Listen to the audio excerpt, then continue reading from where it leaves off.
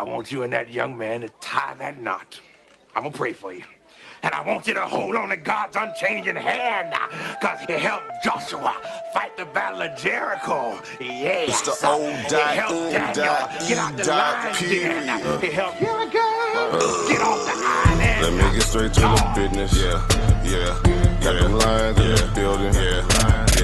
Why you lying to the children? Yeah. Why you lying to the children? Yeah. RIGHTEOUS. Man, you know I've been the best. Man, they know they no contest. Yahuwah, he do the bless. We will not see you tomorrow. Cause you cannot go to daughter. All the sons and all the daughters. Standing hard with big manotas. But my son, he made me Taurus. On that line, I'm still a Taurus. Karate kicking Chuck Norris, 4-5 on my waist. If he started, will not hesitate to get retarded. Oh Lord, he ain't got a PowerPoint, he farted. He running to the hills like a Philistine. Jihad hitting Hamites with the guillotine.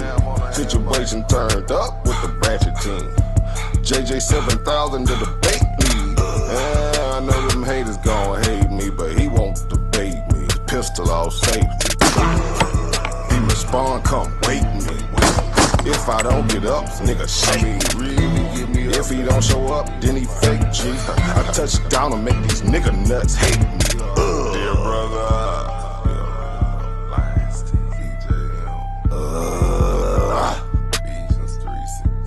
balling and crawling all the way from H-time. Let me get straight to the business. Man, them lions in the building. Why you lying to them children? Why you lying to them children? You gon' cry, you gon' get it. Me, I'm like a frog, nigga, ribbit. Of course, it's in the spirit. I just got the Porsche, she can steer it. Mito Kato Raw, Shack and Willie. Lamborghini doors, you better not spill it. Mama's high, say I'm more than just a villain. Mama's cry, I'm dope and wide for her children. Suicide, immortalized as a realist, yeah. Death by God, black suicide.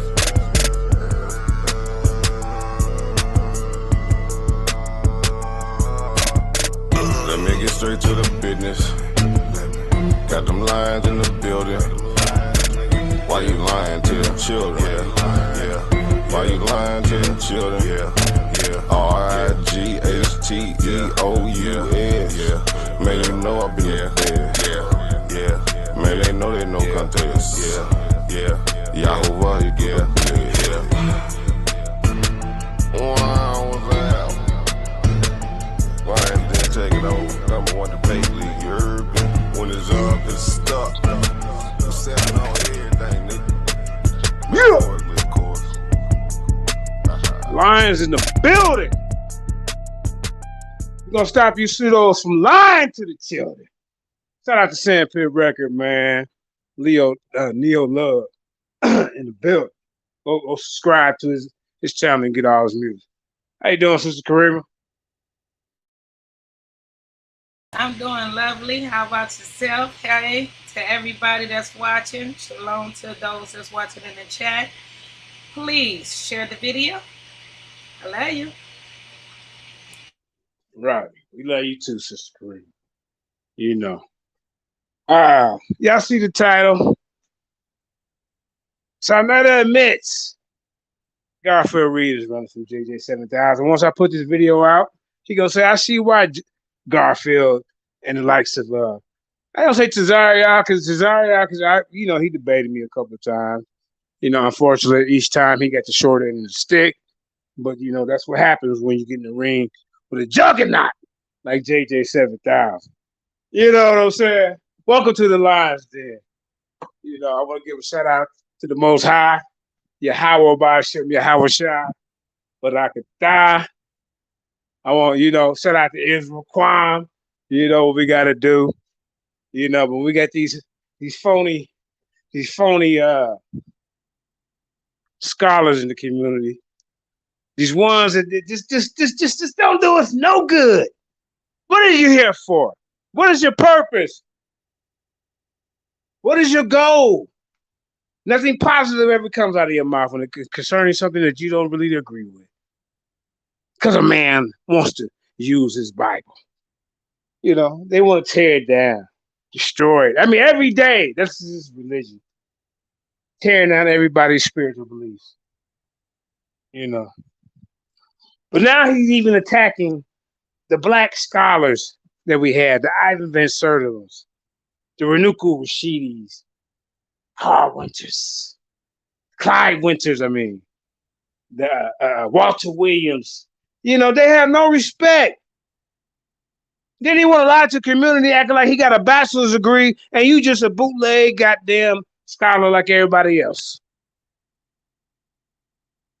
Not saying that, you know, people don't have. I'm not saying that you have to have this certain credential to be learned. I'm saying you discrediting people that's went to school and that they look like you and me, is trying to, you know, elevate us. And then you bring on European scholars to tear the black scholars down. So I want to start off this with because this all stemmed from, you know, Garfield running from a debate that he signed up with. He said that Christopher Columbus, right? Christopher Columbus came to the Americas, North, South, Central, you know, the Americas before, excuse me, Columbus came to the Americas before Africans. And, you know, scholarship begs to differ. The evidence begs to differ. And that was supposed to be him and I's debate. He didn't show up. He made an excuse. So you took that L. So every time I see him, you know, I want him to just be honest, bro. Just say you ran because your information was, you know, flawed. So Kareem, go ahead and let's start with Ivan Van Sertema's 8-minute video, just to kind of give people a little taste of what's about to go down when I had put my presentation together. You know, see, Garfield, you try to.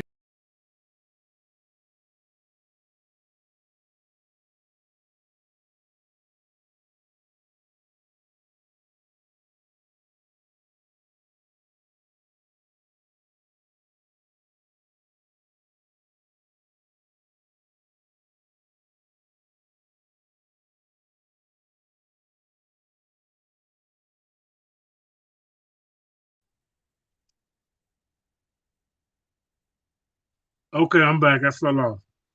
Yep, continue. All right. You got the fair rights. You got to say that the fair, just for educational purposes. You know, we're using it to critique. We're not using this. We're not trying to monetize or nothing off this. So we're just using this for educational purposes. Okay, Sister Kareem, please and thank you.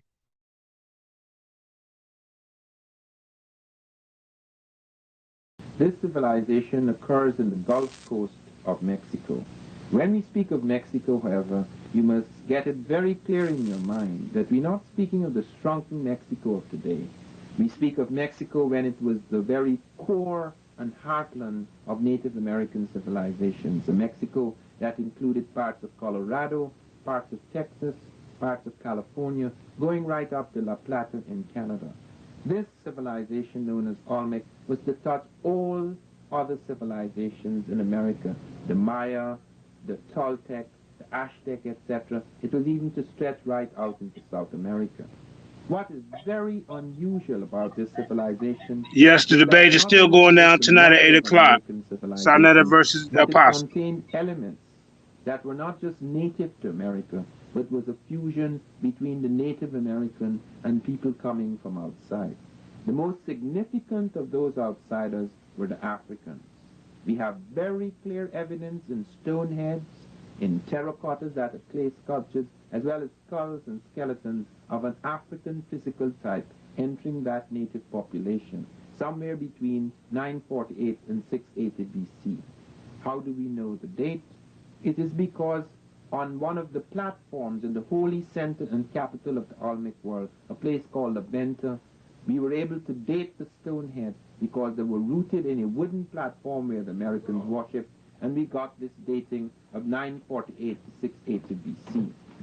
Now, several people have wondered what kind of Africans these were. Who were these outsiders?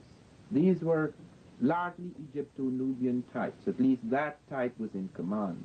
Because what we do find in the evidence is that not merely the presence of this physical type, which is African, but the presence of cultural elements, which we will talk about in this program, which are clearly of Egypto-Nubian origin. The question arises, why do we include Egypt among classical African civilizations? There is now absolutely no doubt that the ancient Egyptian civilization was overwhelmingly African. They have found the kingdom of Ta-Seti in the Nile Valley, where all the major elements, political and religious elements, spring out of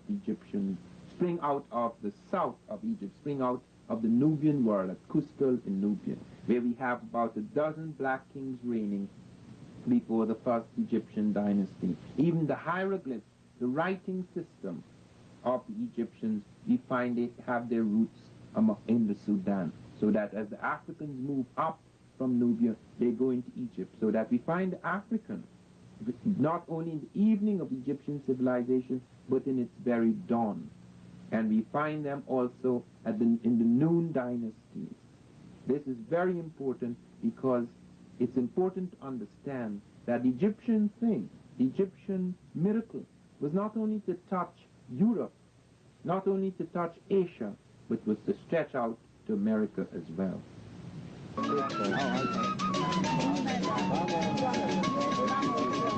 So you guys ain't ready for this type of information. All you ones trying to uphold these European standards. Guys like Garfield. The guys like Garfield, they ain't ready for this type of information. Now somebody in the audience said, let me read this comment, man.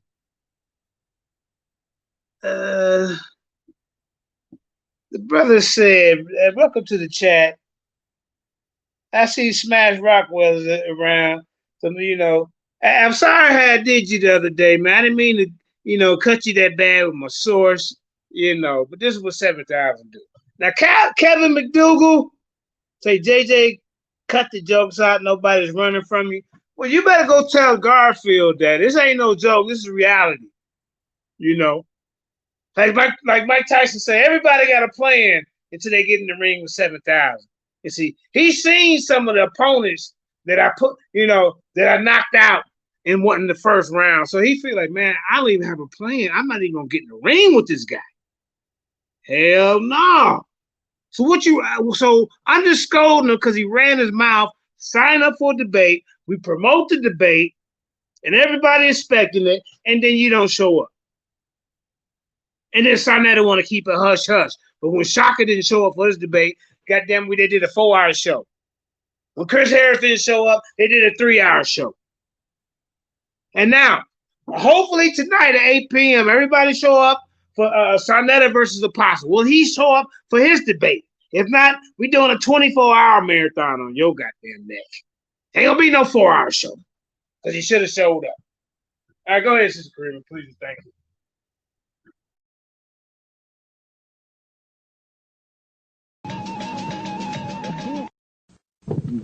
Look at these two ones over here. At the beginning of this museum, I was made the information about from the picture, from where they got at the face.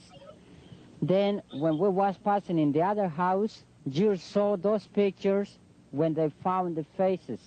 This is one of the face more beautiful. You can see the lips, the nose, the eyes.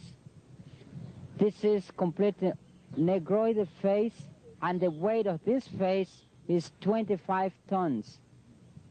Now, did y'all hear him say, hey, stop real quick, Karima. Did y'all hear the man said negroid? He ain't say nothing about these are native goddamn people from the, what they call that? Mesoamerica. He didn't say that.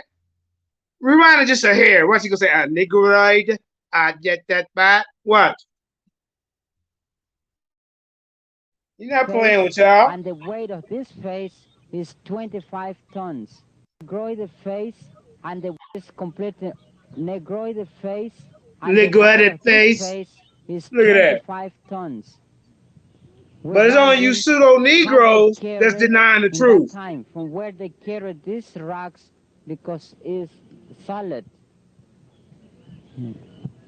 This head they bring from 134 kilometers far from here. Yes. So it hasn't been moved since? No. Was that stone quarried where they found it? Or how far did they have to bring the quarry stone? They say from 100 kilometers far. They call basalt.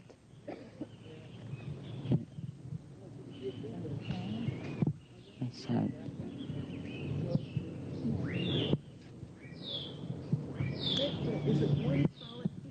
It is one solid piece. From 25 tons. What is the relationship between this head and the African presence in the New World? Well, they showing it to you the exactly origin, Negroid, the basic origin for these peoples. You see that? Negroid Day. Stop right there, Karima, real quick. These guys, man. Now, what? Now, do you think he got a reason to lie, Garfield? This is why you didn't want to get in the ring with me, because this was gonna be one of my weapons right here. You know. Hey, but 7,000 put a presentation together for all the viewing audience, ladies and gentlemen, boys and girls. You know, and when I do this presentation, I want y'all to, you know, take notes. You know, grab your paper, grab your pen. You know, listen to the scholars that's presenting it on the show. Get it in. See? But Garfield's agenda is to tear down our scholars and call them pseudo. But let one of these European scholars come over to the show. You know, they got them all down in the goddamn basement in the British Museum and shit. He kissing their feet. You know. Go ahead, Sister Karima, please and thank you. And Karima, can you put the link in the chat? Because I'm going to jump on from my other phone. To show when these people was arrived to this continent. They tried to demonstrate when they arrived to America. And that was before Christ. About 1200 years BC was the time when they made these faces. Were these heads looked at as gods, as priests? Priest. They were priests. Priest. So then the African present here was one of priesthood or what? Priest. It was one of priesthood. Yes. Now look at that. Are there any other heads this size for the other races of people? No, this is the most principal.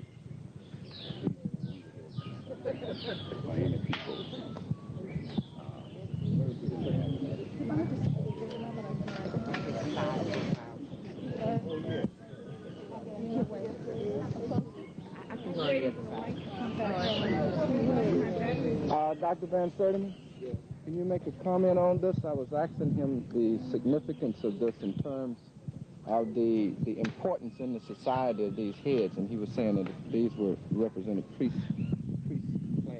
Yes, this is the priest king class, because it would appear that these people were among the ruling elite of the Olmec. And these heads were revered. In fact, on one of them, you have a flat. That's Dr. Ivan Van Sertiman for all the younger viewing audience. In which you have a sort of eustachian tube that runs from the ear through the mouth, so that the priest could stand at the back of the head and talk to the people. It was a kind of oracular thing, you know, a sort of oracle. This is one of the great heads. And one of the things that you should note too, which many people do not note, is the way that thing falls along the ear.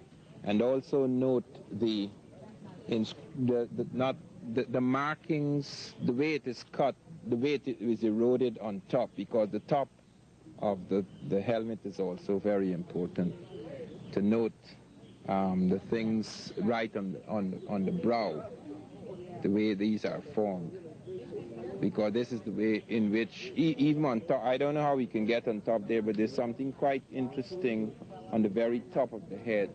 There are certain striations on the top of the head that are also significant.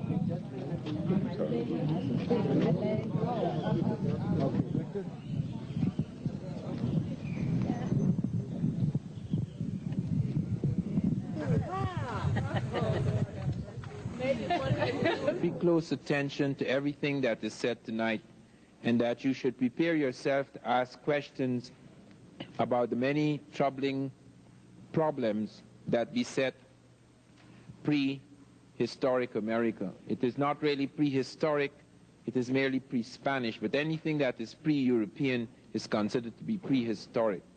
Yes, Apostle, and Shanetta will be still doing anything tonight, Tashaka. Both for America and for Africa. And what I want to do tonight, apart from touching on what we have seen within the last day or two at Mitla and at Monte Alban, what I would like to do is to go on to make a summary of what we have achieved, what we have seen, what we have witnessed in the last week in Mexico. We began in von Butenau's studio. Make no mistake, there is no studio in the world where you will find such a collection of African physical types in ancient America. Many of you have not had the opportunity to examine closely at leisure all the pieces in that collection. It is a priceless collection, and many of you have raised the question which must be pursued: what will happen when von Butenau, who is now 84, dies? What will happen to a collection which is of tremendous significance for us, blacks throughout the third world? Because the likelihood is, as has happened in previous centuries, the likelihood is that all of these marvelous pieces which we have seen, and which we have not yet had time to photograph completely and to preserve, may disappear. Von Butenau has, in addition to these little sculptures, he has a catalog of everything he has. Brilliant photographs taken by several professionals over the years. She is apparently the director of the dancing group. And this is a man, and his features are Totonac. They're not Negroid, but they paint them with chapopote, so it is a warrior who is black. That is also an atavismo, because they knew that the Olmecs were black. You're saying that the Olmec people themselves were black? No, but this one certainly was black. You see, you can't see. And here is... Teach man, Mudawa. It's one of the best proofs I What's up, Mudawa? This is a figure made... What's going on, bro? That is between the Olmecan period and the Totonacan period, transition period. And this is... I'm gonna let you get in here in a minute. And to be black, they covered it with tar. You see, it's a stone head, but it's covered with this tar. So not only the features and the thick lips come out, primitive, but it is... Them thick lips!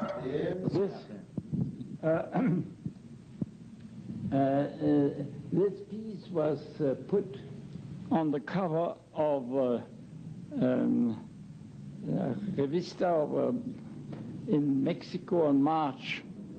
And hey, Kareem, stop the tape real quick. Colossal Olmec head was Please found in Mexico, which has not been... See, I don't know about no Van Butenau, see.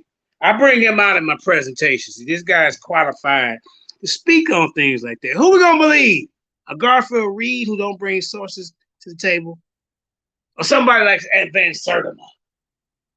And Van Butenau, however you pronounce his name. They go, you know what I'm saying. What's up, Mudawa Mugabe? See, Mudawa Mugabe is a component of that Africans didn't come here before Columbus. But they never bring any sources. Go ahead. Well, what's going on, man? How you doing today, Jay? Everything Yeah, good, look, bro? he already sounding somber because he knows it's gonna about to be his funeral if he come in here messing around with 7,000. Go ahead. Nah, bro. I'm listening to your presentation. I'm trying to find out your angle because we've been over this Van Sertima stuff for quite some time now, And you and guys just ain't listening.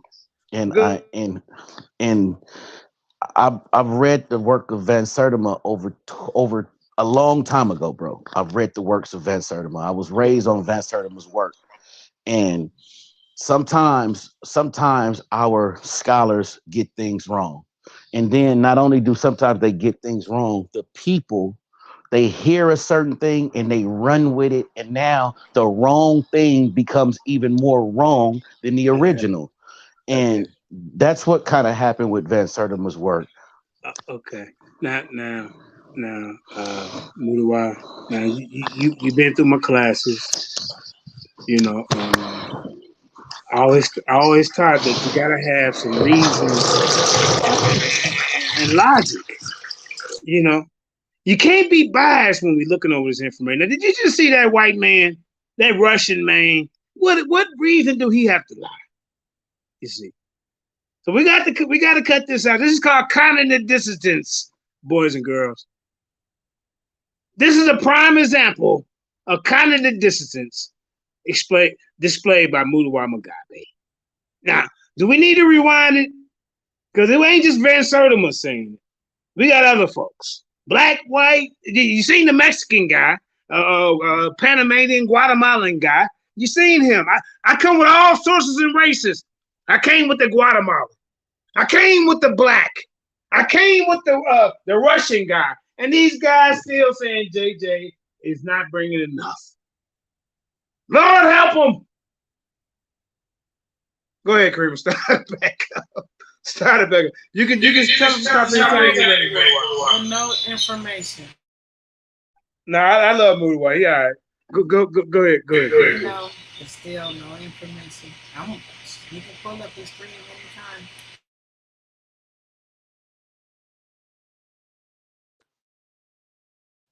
Don't take your ass on nobody platform with this information, Jay. It's never exhibited. I wonder if they really have excavated it. Of course, you see these, there is the item that the people in Tabasco is one of the provinces here. I mean, one of the states. Wait a minute. Stop the press. Hold up. Shut the camera down. Pull the plug, cooler gang. Hold up. So, do you know this guy that's on the screen right here, brother? Do you know this guy on the screen right now, brother? Never seen the man a day That's in my what I life. thought. All right, keep the camera going. Let's go. I'm gonna break it down who he is. To disappear from their place to. Hey, mute your mic, fam. And there are frictions between the Instituto de Antropología and the state, you see. And that's why I don't know if they've done in the state something about it. In any case, it has not been shown up here in Mexico City. But it is 100% Negroid features. 100% Negroid. I wish we could get it out and get some. The choice of archaeological sites to link all that we have seen together as a single piece. This is one of the most difficult things to do in Mexico. There's a vast amount of confusion, even among the guides who are supposed to have mastered the material in their own area. There's a vast amount of confusion about dates, about the occupation of sites, about the nature of influences, about what the various things we have seen mean. Some of these things cannot yet be explained. Some of these things people can only guess at. But what we are certain of, what we are absolutely certain of, is that the Olmec civilization, which is the mother of all American civilizations, is not a single-stranded civilization. It does not belong to one race. It does not belong to what we conceive of as the Native American who came across the Bering Straits. There are obvious were other influences, and among those influences was the African, specifically the Egypto-Nubian of the Mediterranean. When we look in von Wuthenau's studio, we see quite a number of heads, most of them pre-classic. By pre-classic is meant periods between, say, about 1000 BC going right down to about 600 BC. This is a significant phase in Olmec civilization. There are several phases of the Olmec. I must deal with phases now, and those of you who are taking notes,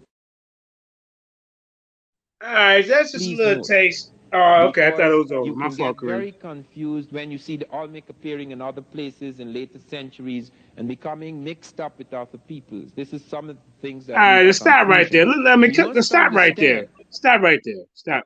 I mean, look at the brother's hair.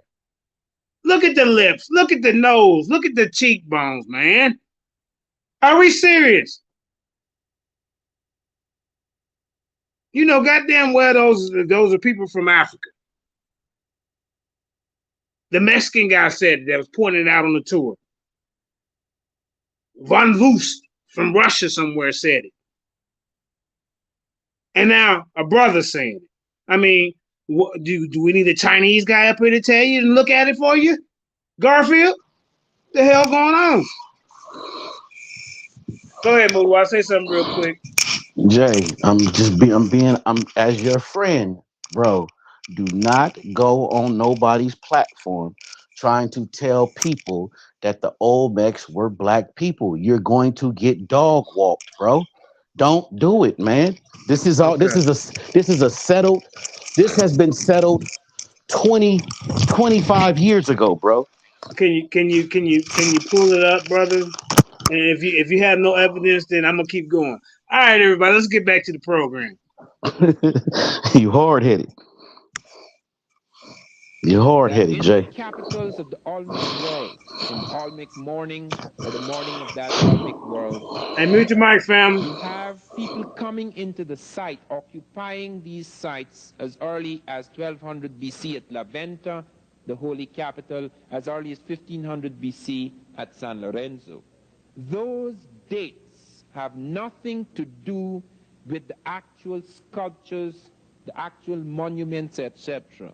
People walk into a site and start to occupy it because they find there is land there, they can plow the fields, they can grow crops, they can eat, etc. They don't just walk in today and tomorrow they start building colossal sculptures and massive ceremonial platforms and pyramids, etc. So when people come into a site, has nothing to do with when the flowering, the high point, the climax of the civilization occurs. The Olmecs came into their sites pretty early as 1500 BC at San Lorenzo, as early as 1200 BC at La Venta. You must look carefully at this map and see the diamond points. Those are the capitals. And those diamond points show you where the Olmecs first made their major settlements. Now, Jeez, see, Moodoo, why you ain't ready for this type as of early information? as 1858, that Mexicans became aware of these sites. Remember that just like in Egypt, a great civilization flourished and then died. And then people forgot all about it. The pyramids lay under the sand, the Sphinx lay under the sand. Something stood there like enigmatic witnesses of a glorious past. But many people continued to live for centuries without recovering the majesty of that civilization, without being able to go back to their roots. This is what happened in many of the great cities of the Americas. That for a long time, for centuries, a shadow fell upon this world. Something very unusual seemed to happen somewhere around 8900. Some people put it slightly later, but something very unusual happened in America. It may have been some kind of cataclysm, it may have been an epidemic, it may have been the upheaval, some revolution in which the elite was overthrown and many of the marvelous statues and many of the marvelous platforms were abandoned. We do not know exactly what happened. It was suggested by Victor Damas at Palenque that there was an epidemic of cholera and that could account for the disappearance of people. And that may be a plausible explanation for the disappearance of some of the people from the Mayan sites. But when we come to the Olmec morning, which I want to dwell upon because it affects everything, when Michael Coe and others speak of the Olmec as the mother of American civilization, they are really stating the whole thing in a sentence. It really is. Because in the Olmec morning, on that great platform at La Venta, we find quite a number of things that is to affect the civilization centuries afterwards. But let me come back to 1858. 1858 was the discovery at Tres Zapotes of a stone head. Now this is the stone head. This is the first head to be discovered. Now look closely at this head. When the Mexicans saw this head, when their scholars saw this head, scholars What like they say? Francisco Ibarra, Jose Melgar, etc., they were absolutely convinced that there were Africans in America at some ancient time. Why were they convinced? They were convinced by two things. By the African physiognomy, the dome of the forehead, the cut of the nose, the jaw, the mouth, etc., but also by something which has never been mentioned in the archaeology for some odd reason. And that is at the back of the stone head, there was hair, detailed Ethiopian type hair. No Native American has hair like that. Come on, If that Mudawa, is man. You gotta stop presented in the playing with us, man. archaeology, God all this nonsense damn. about Hold up for a babies second. and Pause it right jaguars, there. I have You should never have seen a paused it on the braids. I mean, come on, Mudawa. And you mean to tell me I can't take this nowhere? You can't look at that? You can't take this information. You can Oh not, bro. I'm just telling you, Jay. I'm not being funny, Jay. You know, I am pro black, pro African, pan African. I'm very studied man. You are just now getting this information, and the information that you're just now getting has already been debunked in several circles, bro. well, can you It's give us not. some? Can you do? You come on tomorrow and do a debunk circle. That's what It's you a. do.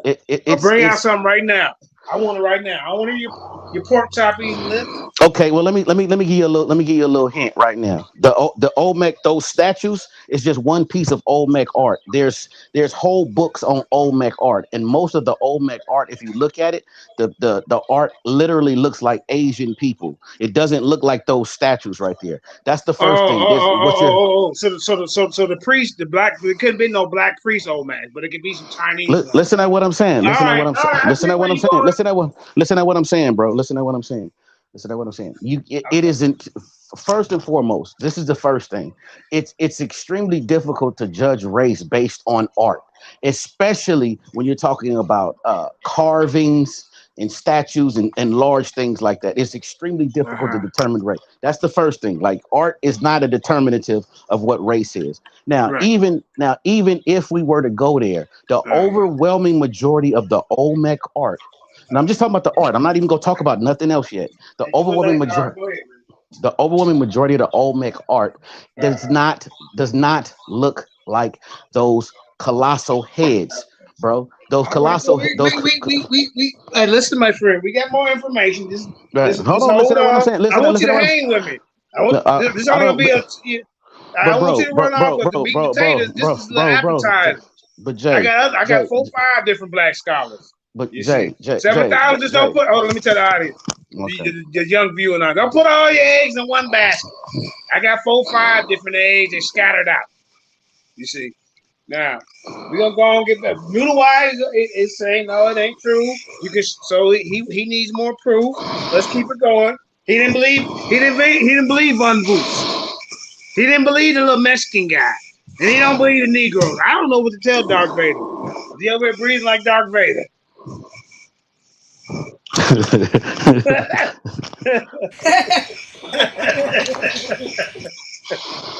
Hey, let's go, y'all. You can stop anytime you're ready, Mudawa. I mean, you can stop this video anytime.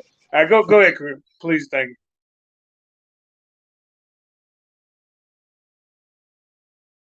with hair like that. And I've never seen a baby with a face like that. People had to find explanations for things they found embarrassing.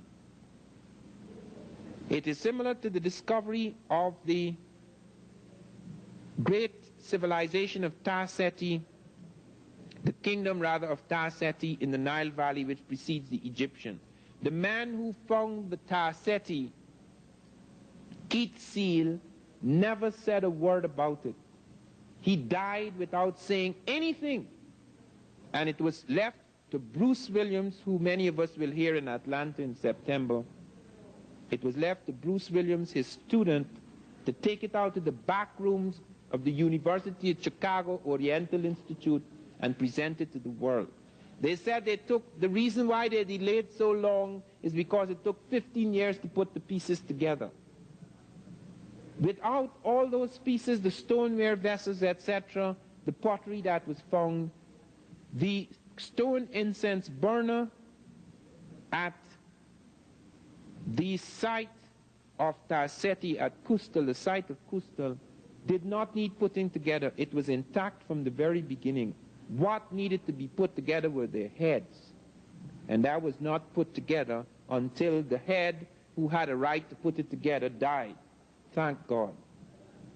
It is absolutely important for us to take a very serious view of this, because we find again and again and again that you have a deliberate effort to wipe out the evidence, to hide it, to explain it away.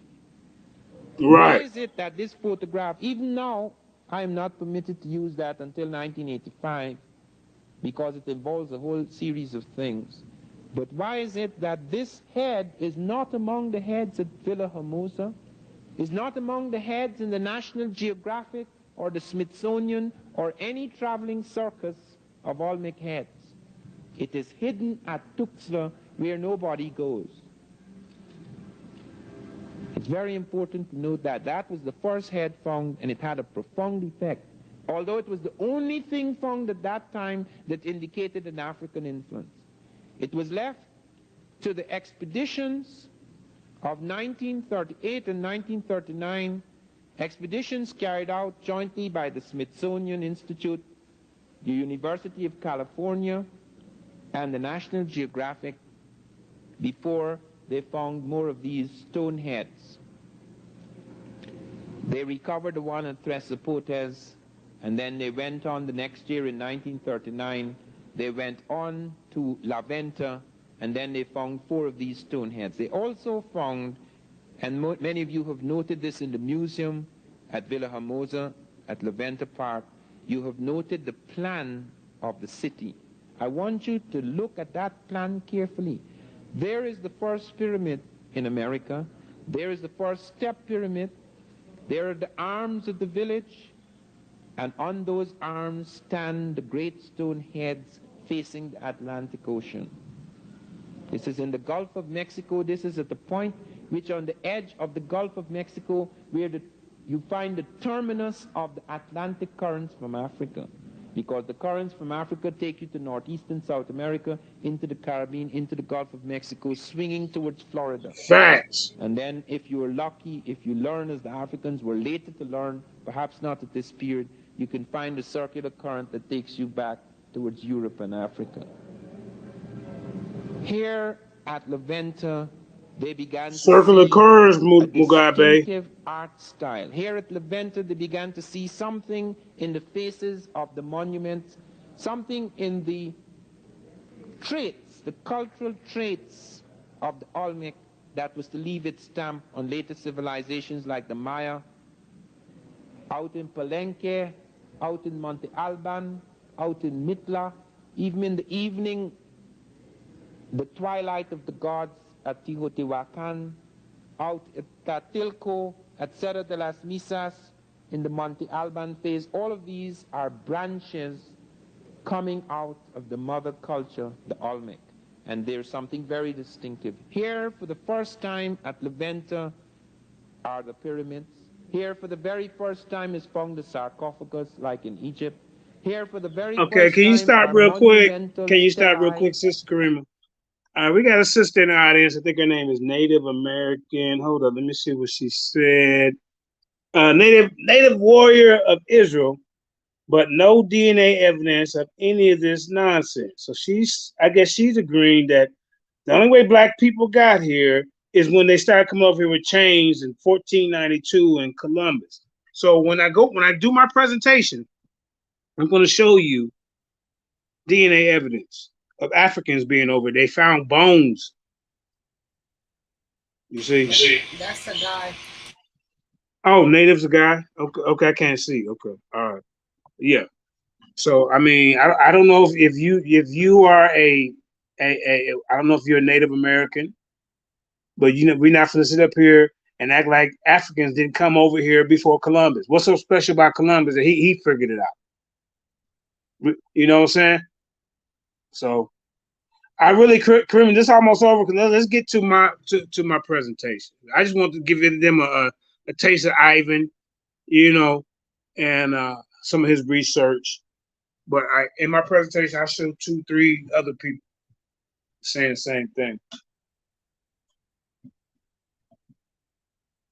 And some of the things I bring up, about the gold tip spears, maybe Mudawa can, explain that.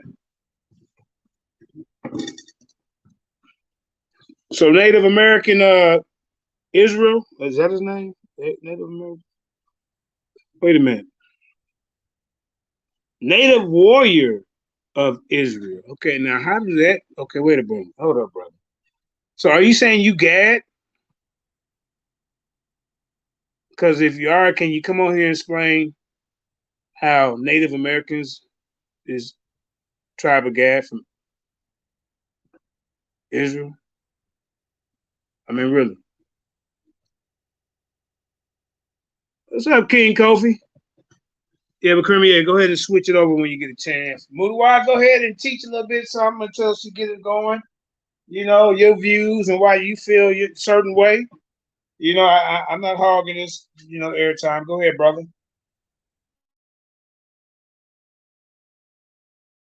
Okay, maybe he just waiting to listen. It's all good. But yes, hey, stay tuned tonight, 8 p.m. Eastern Standard Time. Battle of the Elders. I'm hoping both of them show up. One of them showing one of the debaters showing signs that he might not show up. We don't know. I talked to both of them. One of them sound more confident than the other. I don't know. But we're gonna go on with the regularly as scheduled. Be here at 8 o'clock. So let's see who show up.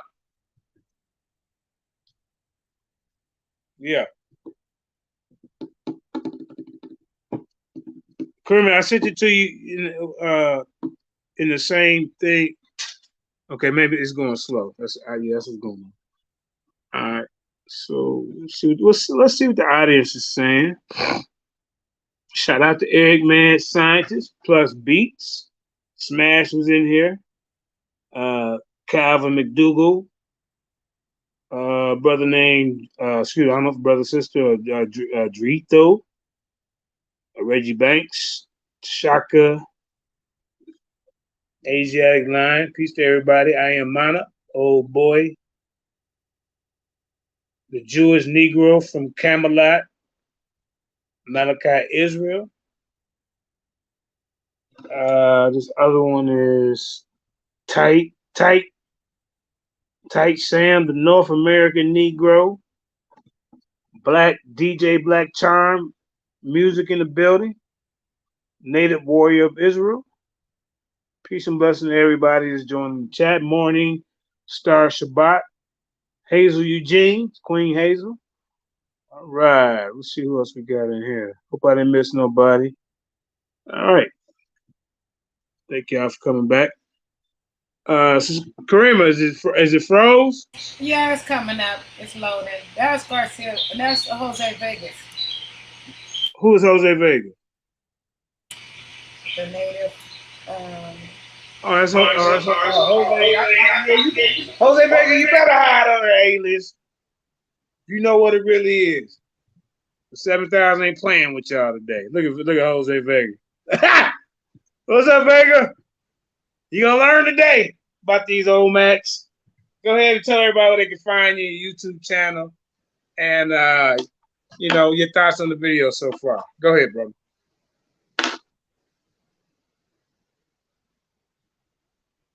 You gotta unmute your mic.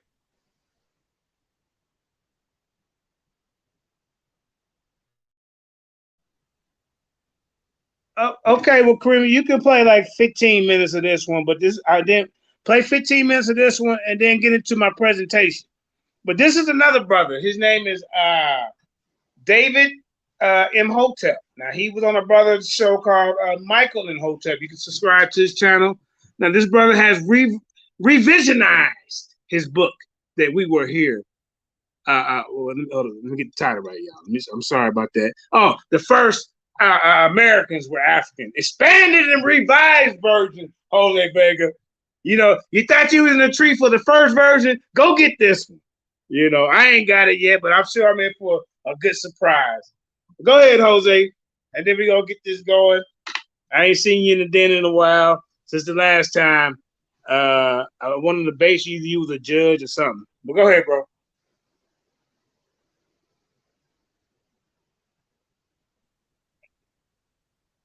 Okay, he might be having technical problems.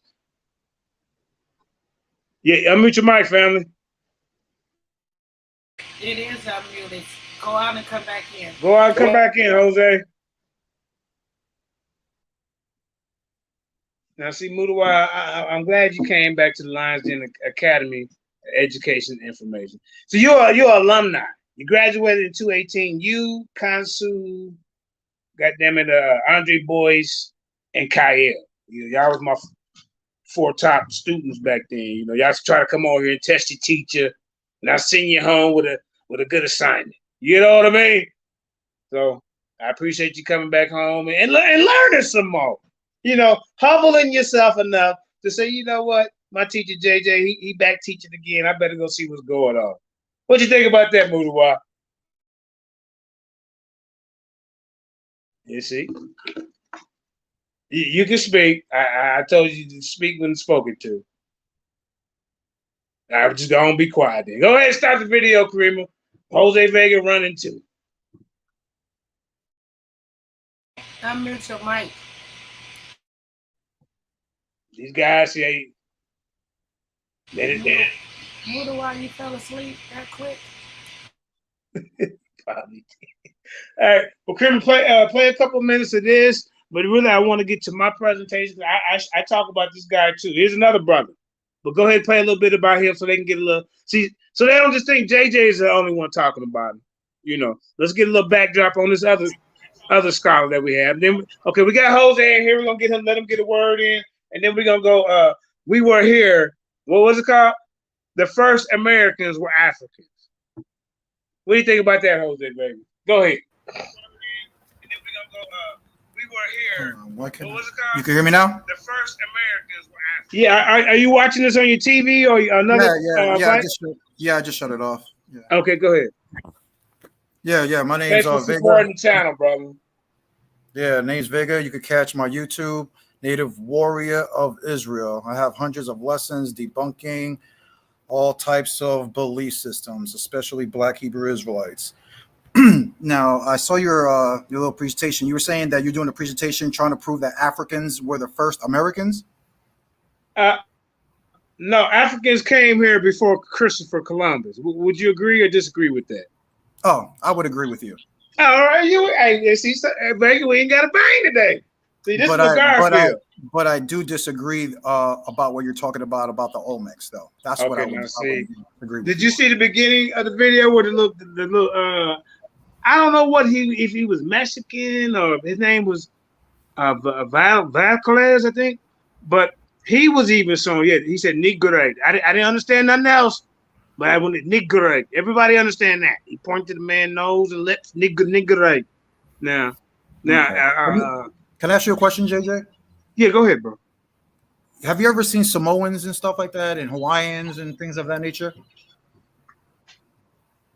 Yeah. Do they have wide noses? Yeah. Do they have coarse hair? I wouldn't say like African coarse, but I wouldn't say they have straight hair, but you would say they have curly or coarse hair, right? Yeah. Okay. So not only Africans have those type of features, correct? But did you disagree with me that Africans came here before Columbus, right? Yeah, but the Olmecs is one of the oldest civilizations in America. If you're saying correct. I would agree with you that they came before Columbus. That's 1492. You're talking about people like 2,000 years ago, almost 2,000 years ago. Uh-huh. So that would be a difference. I was listening to your friend here. What's his name? Mudawa Mugabe. Yeah, Mudawa Mugabe. He is very correct of what he's saying. You know what I'm saying? Like there are very few Olmec heads that look like the ones that you were showing. Right, and that's the one they wanted to hide, Jose Vega. That's what he was trying to say, that there was an African presence. You know, they were priests. I mean, they you know, come on, they were part of this culture. You know, I'm not saying they all were black. I even said that in my presentation. You know, but they came over here. Maybe they started from business, trade, commerce, whatever. But they set some up over here. So let me ask you this. So let me ask you this, because you're saying that these Africans and these Native Americans were basically living together, right? And probably beefing with each other. Some of them probably work together. Some of them maybe beef. I don't know. I don't know about the beef part. I know a lot of Africans came over here to trade and set up. You do know that's basically what the Book of Mormon teaches, right? What? About so-called dark people and light people basically fighting over here in the Americas. I think they're called Lamanites versus was it Lamanites versus like I know the other. What's the other one? Mudawa, Lamanites and Nephites. Yeah. Nephites and stuff like that. They have a similar story like that. You know what I'm saying, about how dark-skinned people and the Nephites were basically fighting each other and stuff like that. Right. So you believe in that? That ain't got nothing to do with the Book of Mormon, Jose. No, I mean, look, I can show you. Look. No, I'm just saying what you were describing sounds like what the Book of Mormon. Oh, okay. I mean, I just don't believe in that. I haven't really studied the Book of Mormon enough to say that it's, you know, I can really make too much of a. So JJ, let me ask you this, because I know you talk to a lot of the camps, right? Like ISUPK and stuff like that, especially ISUPK. Israelites United in Christ. Have you seen me running them off the block a couple of times? Yeah, even those clowns. Yeah. You know that they stay away from the Book of Mormon, correct? But that's where they get their doctrine from, right? No, they tell their members to stay away from the Book of Mormon because they feel that the Book of Mormon is racist to dark-skinned people. Well, I wouldn't want to fool with the Book of Mormon. Do you read it? I read a lot of books. I mean, but would you subscribe to it? Sorry. I would say it's interesting because it's basically the Book of Mormon. What people don't know, the Book of Mormon is just Northern Kingdom history. It's not really about the Southern Kingdom at all. It's about the Nephi and his brothers making the trip to the Americas, the new Promised Land. So basically, it's about Northern Kingdom history. Okay, that's a new one. If you got to come bust that down one day, man, we have a discussion on that one. Yeah, Nephi. If you read, like I said, if we start doing research on the characters like Nephi, his genealogy goes directly to Ephraim. You know what I'm saying? So in the book, it shows his genealogy and other genealogies going back to like a bunch of Northern Kingdom brothers. Okay, now you know Ephraim genealogy go back. His mama was an African, right? Ephraim and Manasseh. Right. But okay, now we got Eric, the mad scientist, in the building. He's more. I think he knows a lot about Aboriginal history. So, how do you feel about it? And tell everybody where they can find you at. And Jose, hang out with us. I want everybody's opinion as we go on. Yeah, peace. This is Eric, mad scientist, True Knowledge. You can find me at TikTok, Bing, and on Facebook, and then on my YouTube, Elevate. Mans, Elevate, YH at the end, Mans. I want to say, you're doing a good job. You know, that's one of my favorite presentations you did. And we was here pre-Columbus and Virginia Company of London. That's who came to America, not Christopher Columbus. That's who came to North America.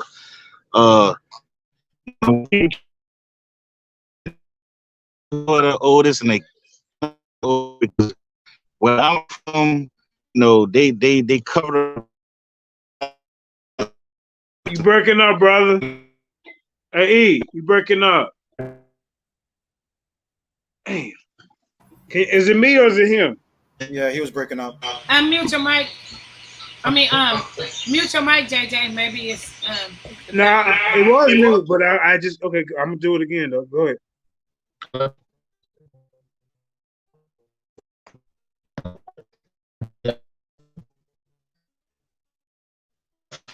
Hey, E, go out and come back in. Yeah. Yeah, Kareem, tell him to go back out and come back in. Yeah, go out and come back in. But hey, JJ, if you Yeah, want to make a better case for your stuff, man, you can even use Native Americans to even back up your stance with even some of the languages. Like if you research, or anybody can look it up, the Micmac tribe, right? I believe it's right there by Maine, Go right out above and New come York, back right? in, Eric. Yeah, if you look at the Micmac language, it's a broken Egyptian language. Oh man, the writing system is a broken Egyptian hieroglyph. Micmac Also, language, huh? yeah, Micmac, and also look up the Paraba stone. The Paraba stone is a Canaanite stone that was found in Hey, Brazil. hold on for 1 minute, Jose. Hey, Karima, can you put Eric off and then have him come back in? Because it's a bunch of because Jose was breaking down some good stuff. Eric, go out and come back in, family. Did you have him? Okay, there we go. All right, go ahead, Vega. Yeah, like I was saying, you could also look up the Paraba stone, and it was found in Brazil. It's a Phoenician writing that says that how Canaanites came to basically South America. You know what I'm saying? So that will be more evidence for your case of Africans coming here prior to Columbus. Right. And I think I mentioned the Phoenicians in my presentation as well, I think. But yeah, man. So let's go ahead and play this guy right here, and then we'll get to my presentation.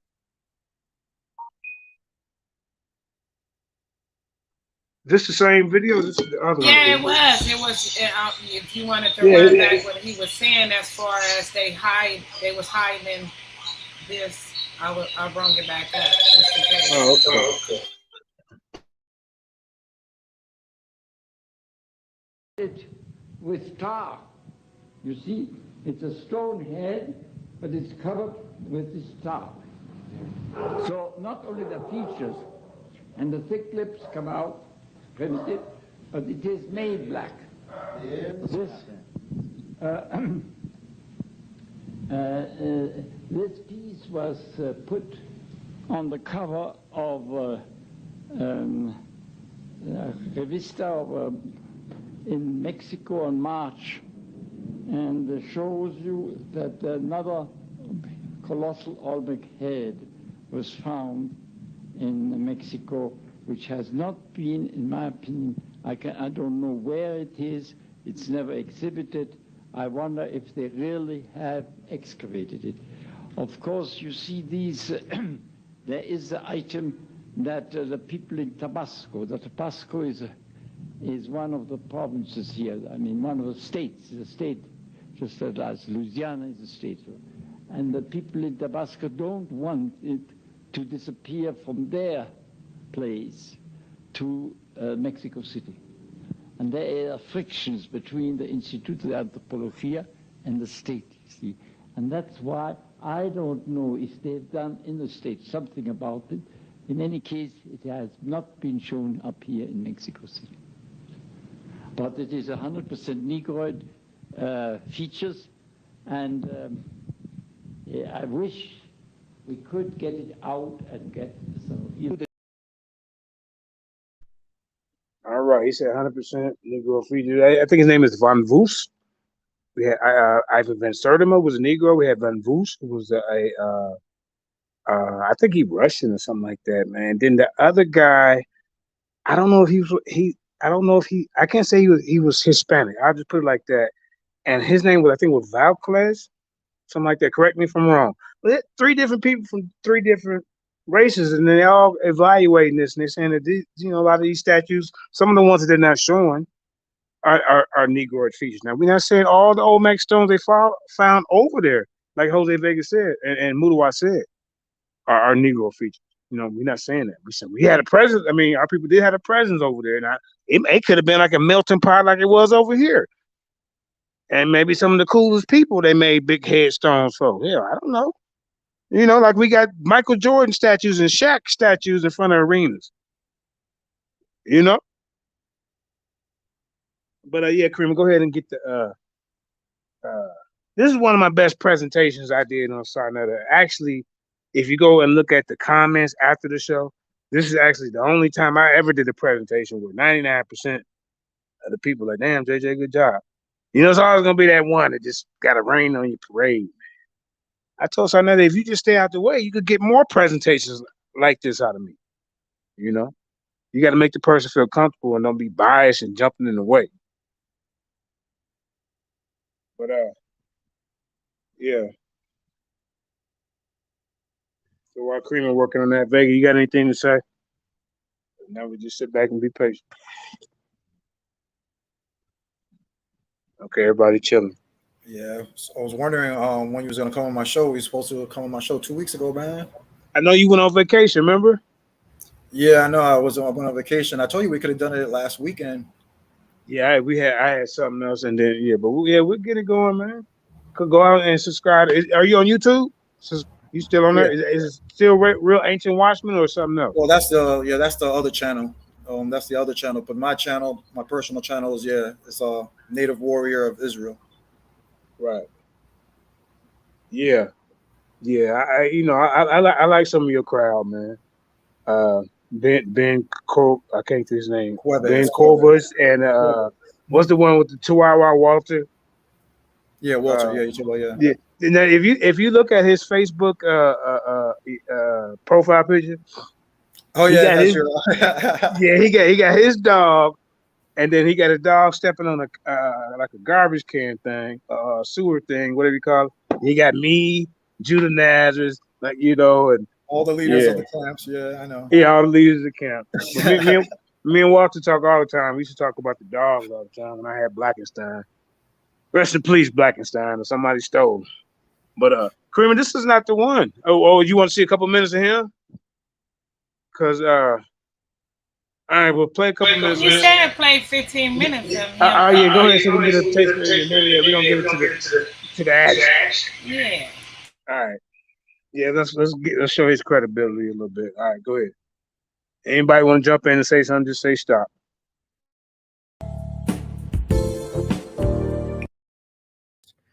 Which is a fantastic book that gives more evidence of the African presence in the Americas, dating back tens of thousands of years ago, including the land that we call the United States of America. On yesterday's show, shout out to Michael Imhotep. They go subscribe to his channel. And we know that Joe Biden did a proclamation on October 8th, recognizing October 11th, 2021 as Indigenous Peoples Day. So yesterday we dealt with a lot of history, and we talked some about the African presence in the Americas, dating back over 56,000 years ago, and in the land that we call the United States of America, dating back at least 51,700 years ago. These are the Khoisan, who have the oldest DNA on the planet.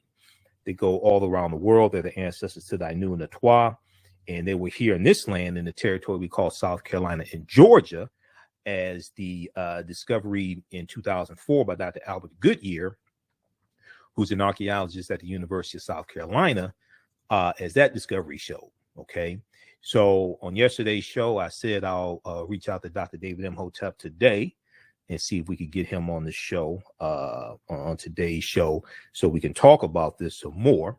And I was able to do that. Now, we know that October 12th is the anniversary. We don't celebrate it, but it's the anniversary of Christopher Columbus landing in the Bahamas, October 12, 1492. Okay. That's the anniversary of Christopher Columbus landing in the Bahamas. Now,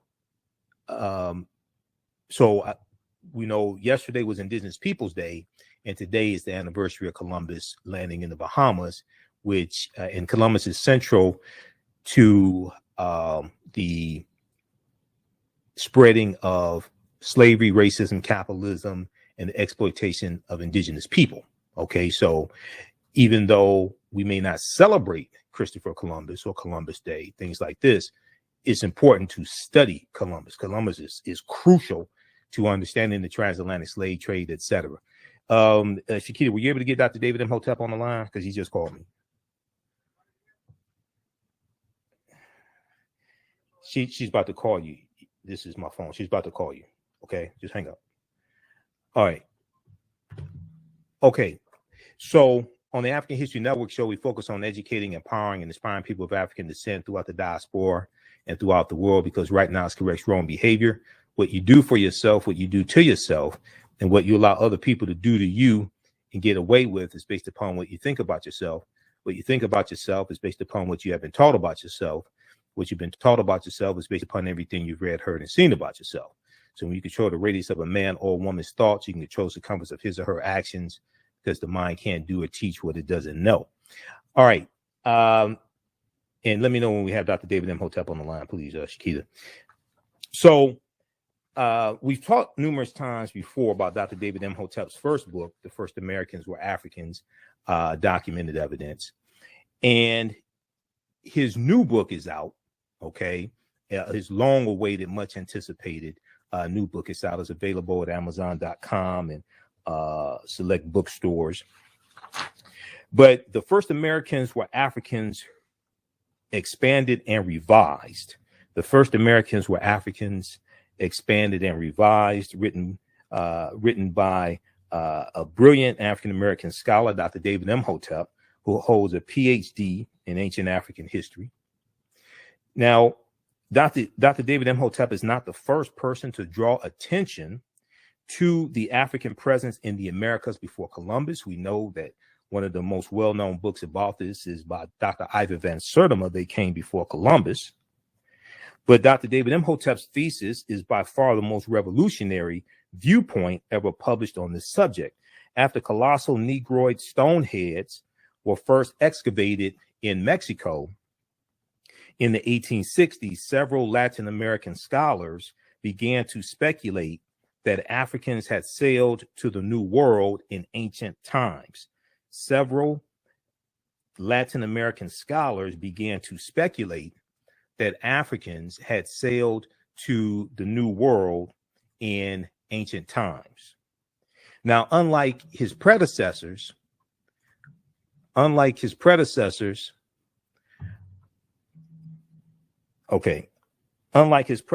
he does not claim that Africans simply sailed to the Americas before Columbus and influenced the Native Americans who resided in the New World.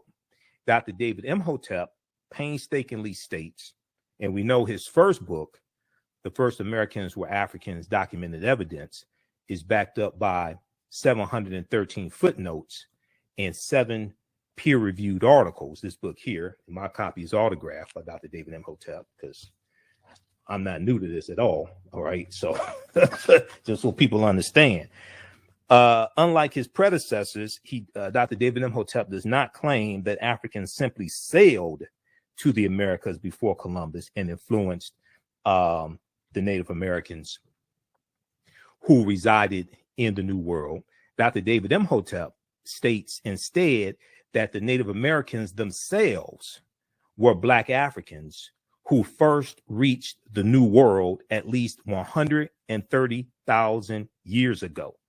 Okay, let me repeat. Now, we've talked about 130,000 years here on this show before. We've talked about the article from 2010 from the New York Times that talks about how on the Greek island of Crete, archaeologists did excavations for over the course of 2 summers, and they found stone tools that date back at least 130,000 years ago. Okay, now citing skulls and skeletons, footprints in lava, campsites, genetic M1 for genetic markers in dealing with DNA, linguistics, paintings, carvings, architecture, and Egyptian writing, artifacts, and structures. Now, Dr. David Imhotep received his PhD, received the first PhD, concentrating in ancient African history from Union University in Cincinnati, Ohio. He has served as president of the Egyptology Society at the Miami Museum of Science and Planetarium, and was the founder of ASCAC, Association for the Study of African Association for the Study of Classical African Civilization in Miami in 1991, the Miami chapter of ASCAC. He has been featured in several magazines, such as the Journal of Black Studies, an article entitled The African Aqualithic Period.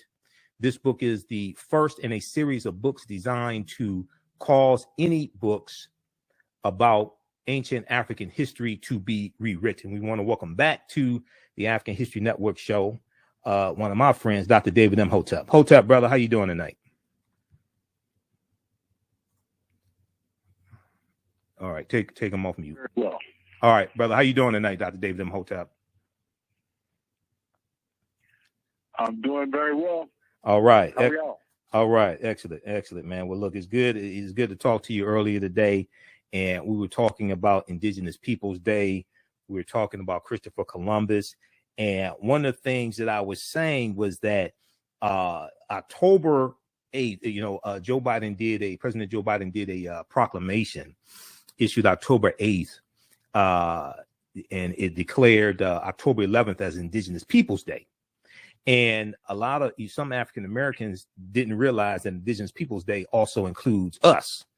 Okay, so that's one of the things we want to talk about, and then I also want to talk about your new book as well. And then, as we discussed earlier today, October 12th is the anniversary of Columbus landing in the Bahamas. Also, October 12th, 1492. So, talk about.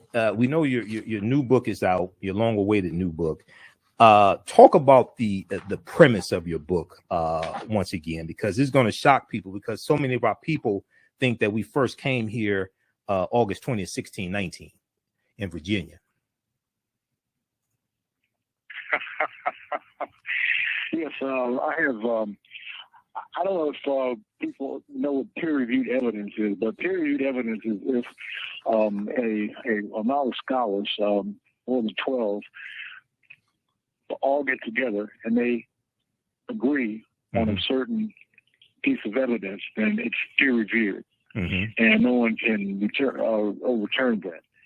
And I have the updated version of what I've heard about when the Americans were in Africa and in the Americas. And what I have for peer-reviewed evidence is they were here in the Americas between 250,000 and 325,000 years ago. Okay, 250,000 and three. Hold on, so let's say it again. 250,000 to what? Okay, they were here between 250,000 and 325,000 years ago in the Americas. Okay, so which Africans were these, and where in the Americas were they? Okay, well, what Africans they were from Central Africa, Southern Africa. You talking about the Khoisan? You talking about the Khoisan? Yeah, it could probably be the Khoisan. Yeah. Okay. But no matter what name you put on it, they were African. Okay. And they were short Africans. Now, right. Check that out. They were short Africans, between 3.5 to 4.5 feet tall. Okay, so those are like the Khoisan or the Is Twa. that amazing or not? Yeah. So those are like the Khoisan, the short-statured Africans who have the oldest DNA on the planet, and we know they're in Southern Africa. Okay, the Khoisan. Okay, so 250,000 to 325,000 years ago. So where in Central America were they? They're in Mexico. Where, as best as you can, narrow down where they were. Right there in Central America, in the area of there's a few. Now I'm trying to think of Yeah, it was in Central America. It was Right. definitely in Central America is where they came. Because when you come over, when you jump off of Alkebulan, which is the correct name for Africa, when you come off of Alkebulan, and you can put a boat in the water, and the water waves of currents will take you straight into the Caribbean. Right. Right. And this is where the first Africans came into the Americas through that mode. And there was another way that they came, and that was from China across the Bering Straits into Canada, and then into North America. Okay. So there were two different ways that they came in. Okay, we're coming up here on a commercial break. In your first book, the first Americans with documented evidence, and we're connected. All right, Karima. You talk That's about a little bit of him. Africans began Y'all can go sailing check to him the out. Americas at least 60. Real quick, yeah, because I want to show a little bit of this video because remember we got Apostle and Sinetta coming up at in a couple more hours. So oh shit, they is debating. Well, so I'm gonna see who show up, bro. Can you hear me, Zay? Yeah, I hear you. Oh, so they is debating. I'm gonna see who show up. You know. Oh, okay. Oh, yeah. So you was talking to me. I thought you. Yeah, whoever show up. I mean, Apostle said he's showing up. But I don't know if Sonny is gonna show up. But Apostle gonna go in. I mean, if he don't show up, it is what it is. Oh, okay.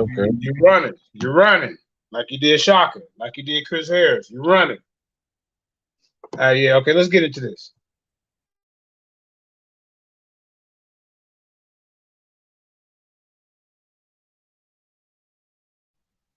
And so the Kashan people, that's the Sand people, right? That's part of the Sand people, right? I would think. I'm about to look that up. Yeah, I think that's the Sand people too, because I had did that one time when they showed the oldest when they showed the what the oldest person would look like, and I put the resemblance of the Sand people too. So that I like that dude. I might gotta listen to him.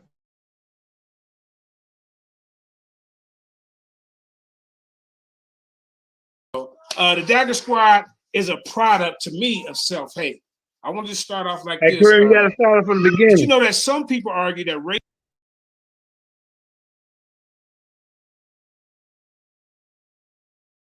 They see them guys love the white man. Were they here before Columbus? Absolutely, and I have some books that I can. That's a damn shame. Oh yeah, but right there. Shame.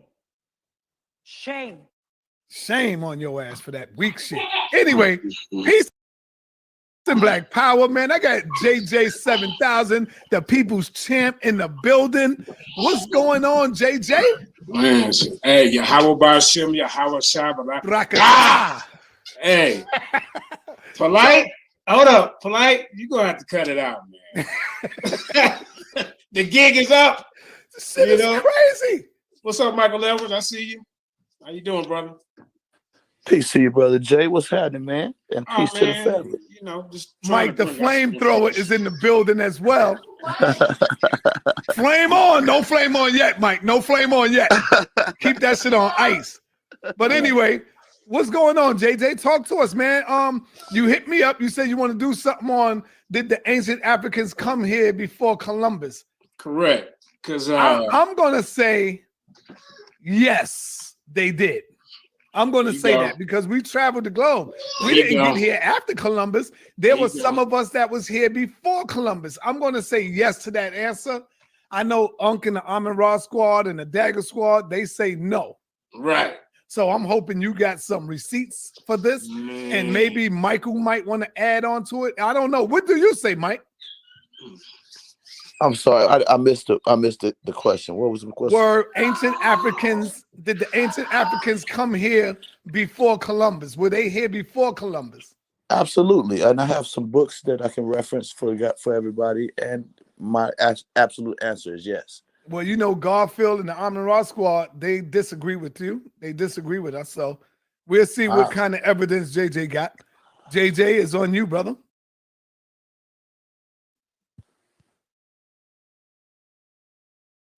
Some people say, oh, my man Common said, hell no.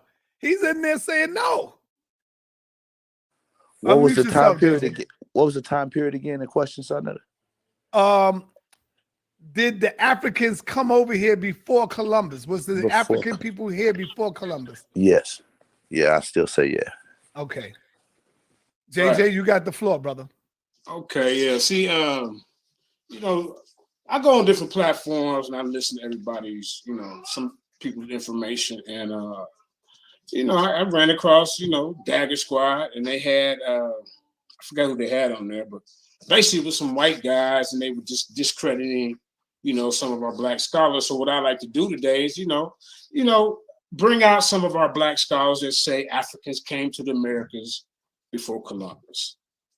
You know, Africans had a very important impact on the Olmec civilization. I'm not saying they were the original Olmecs. I'm saying they had a great influence on them.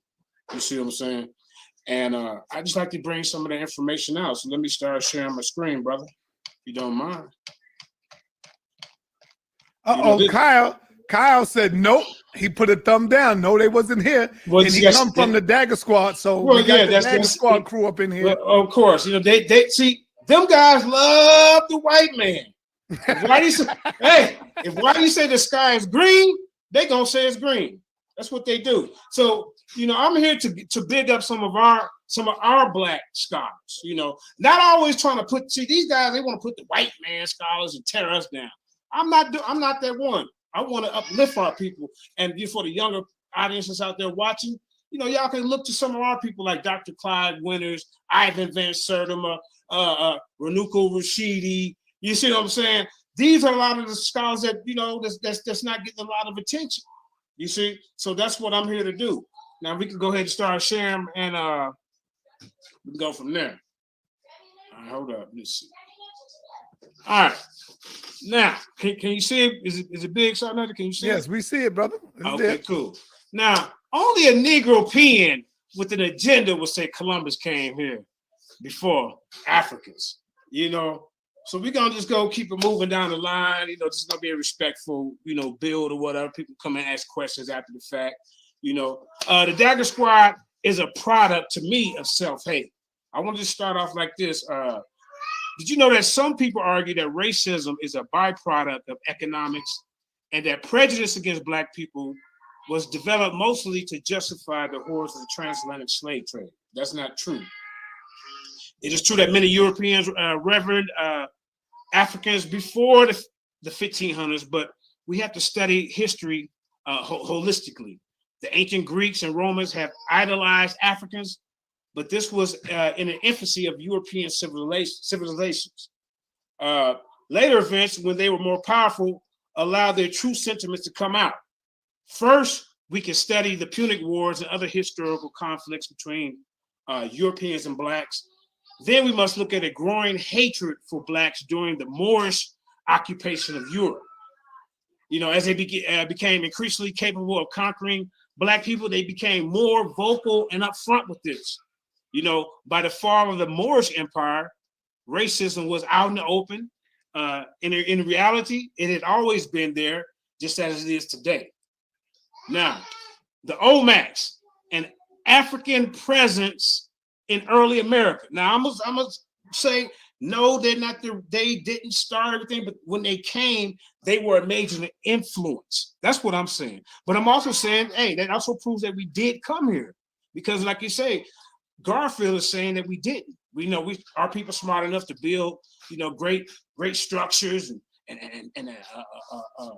a pyramid, but we too dumb to float over here. Now, JJ, you know the Amara Squad and Uncle them, they also teach that the Olmecs was not African, brother. So be careful. Well, this is what I'm saying. I'm saying that the Olmecs had influence. Like some of the top people that ran this civilization came from Africa. I'm gonna prove that.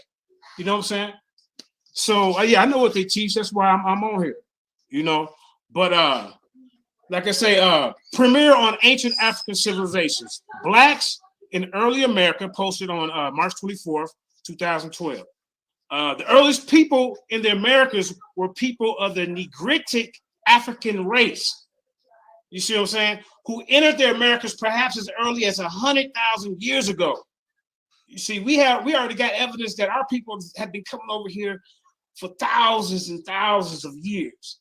So for Garfield to discredit our people, you know, we ain't smart enough to come over here unless we brought over here in chains and shackles is an insult. You see what I'm saying?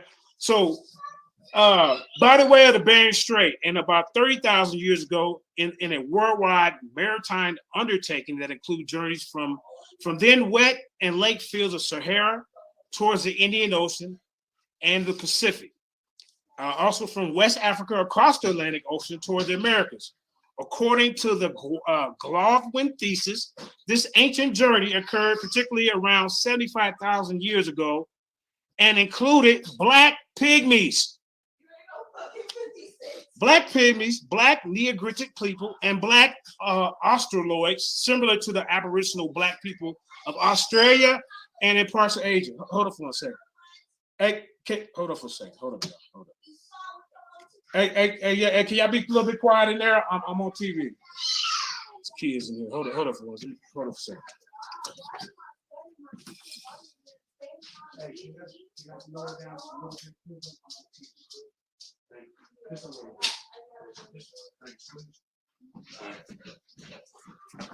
Okay. All right. Sorry about that, y'all. All right, now, Sonetta, are you still there? Can you hear me? Hello? Maybe you stepped out. Okay. But like I say, we got black pygmies that came here 75,000 years ago. You know, we got black Neogritic people. I want y'all to look this up. I don't just take my word for it. You see what I'm saying? Black Australoids, similar to the Aboriginal black people of Australia and parts of Asia, including India. You know, let's keep it moving. You know, here's some of the images of the black Olmec. You can see they got Negro features. You see, according to an archaeologist who recently participated in an archaeological work in Mexico, one of the most ancient civilizations in the Americas, the black Negritic Olmecs, developed a calendar that goes back to about 3,113 years before Christ. The archaeologists who appeared on the Art Bell show made that point. The ancient Olmecs of Mexico and Mesoamerica are one of the most intriguing civilizations of the Americas. In fact, they are the first civilization in Mexico, and it was from them that all other civilizations in Mesoamerica followed. Yet the fact that the Olmecs were most likely a black civilization of African origins have not been made public, and the Indian element of Mexico has gained more prominence to the extent that the Negroid substrata of the ancient Mexico civilization has been kept hidden. So they want to keep this information hidden from us. Yet over the past many years, various levels of proof have been found linking the Olmecs to Africans in the western part of Africa. Okay, and I'm gonna show you one of our scholars. This is called, the brother name is Paul Alfred Barton. You know, he was born January 15, 1959 and died in March 10th of 2010. Are we still there, Sarnetta? Okay. You're still on, JJ. We can all hear you and see your He said, why are we claiming other people's citizens? James Kors, you can come on anytime, bro. Anytime. Anybody in the audience that's cackalaacking, come on, hey, send the link and you can get on here and disprove it. I can't stand coons that want to tear down our own people. Now, Paul Alfred Barton, I'm going to give you a little bit of his information. After coming to the Hanford area, Paul attended college at Syracuse, Fresno Pacific University. He attained many degrees in college, one in architecture, as well as many other accomplishments. Paul was a very skilled writer, and he wrote at least 10 books. You know, we give people respect in our community when they write books. You see? He wrote about the history of racism, terrorism, rebellion, and overcoming America and their idols, just to name a few. You know, Rise and Reason. I'm just giving you a little biography, you know, the history of racism. Shortly before his death, Paul was in the process of writing about his beloved native island of St. Lucia, the 8th annual Black Book Award. So I'm just saying, he also wrote Afrikandinka, the African hieroglyphic writing system, universal language. Paul will ever remain in our hearts. He will be greatly missed. Here's one of his books right here. The history of the Olmecs, Black Civilizations of America, from present times to present area. It's a paperback. This is the book right here. You know, we go into a little detail of the book of the history of ancient Olmecs and Black civilization in America from prehistoric times to present area. Is one of the most fascinating, well-researched, and well-written books on the subject of the Black and Black African presence in prehistoric and ancient Americas. This book deals with current and past findings of the ancient African Americans nations throughout the Americas. It also studies present-day descendants of these Africans and places attention on the ancient transatlantic as well as the Trans-Pacific Ocean route by boat. So it also saying about the Trans-Pacific. The book discusses the plight of the Black Washita Nation in Louisiana in the South, who lost much of the ancient kingdom during the Louisiana Purchase. The plight of the Californians, Black Californians, the Black Jamaica of Georgia, and the Black Caribs, Garfuna. The Caribbean is examined. The great Black civilization of Olmecs and their connection in terms of language, religion, race, and culture with the West Africans is discussed. Let's keep it moving. So this is what I said. I mean, the people that Garfield promote, they say we savages. You know, they say we savages. You know, the conflict of color, the threat of evil throughout the world. Let's see what Bertram Will said in 1902 about us, y'all. As long as history has been written by Europeans, Blacks have been written out of the history. Black people have been described as primitive savages, an inferior race that's giving nothing to humankind in the way of the arts, sciences, or civilizations. Hell, I don't even have a paraphrase what they said. I can give you some direct quotes. So here's how they think about us, right? You know, when they want to go back to all these people in the past. In 1978, in 1768, European Enlightenment philosopher David Hume said, "I am apt to suspect the Negroes to be naturally inferior to whites. There never was a civilization of any other complexion than white." This is what they're saying about us, y'all. 1837, German philosopher Hegel said in the History of Philosophy, "At this point, we leave Africa, not to mention it again, for it has no historical part of the world. It has no movement or development to exhibit." These are the people that's writing history. We're supposed to believe them. These are the people that come on the Dagger Squad who he promotes. These type of people with this type of mentality. He brought people over there to tear down Jabari. And of course, he's going to bring people to tear down the Israelites. This guy's a coon.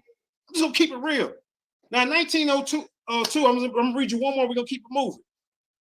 In 1902, John Burgess wrote in his History of the Reconstruction that American slavery was a consequence of nature. Check out what he said, y'all.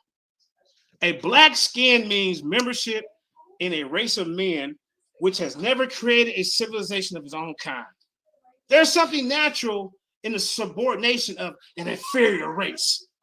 These are the type of people that Garfield presents to us when he bring him on his goddamn coon show. And it's time for him to stop lying. Big lies, and Garfield is pushing our people right out of the history books. You see what I'm saying?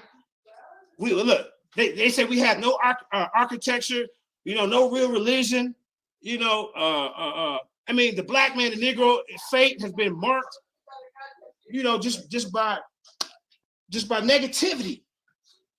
But I'm here to bring out some positive light to some of our history, some of our people that's putting out good information.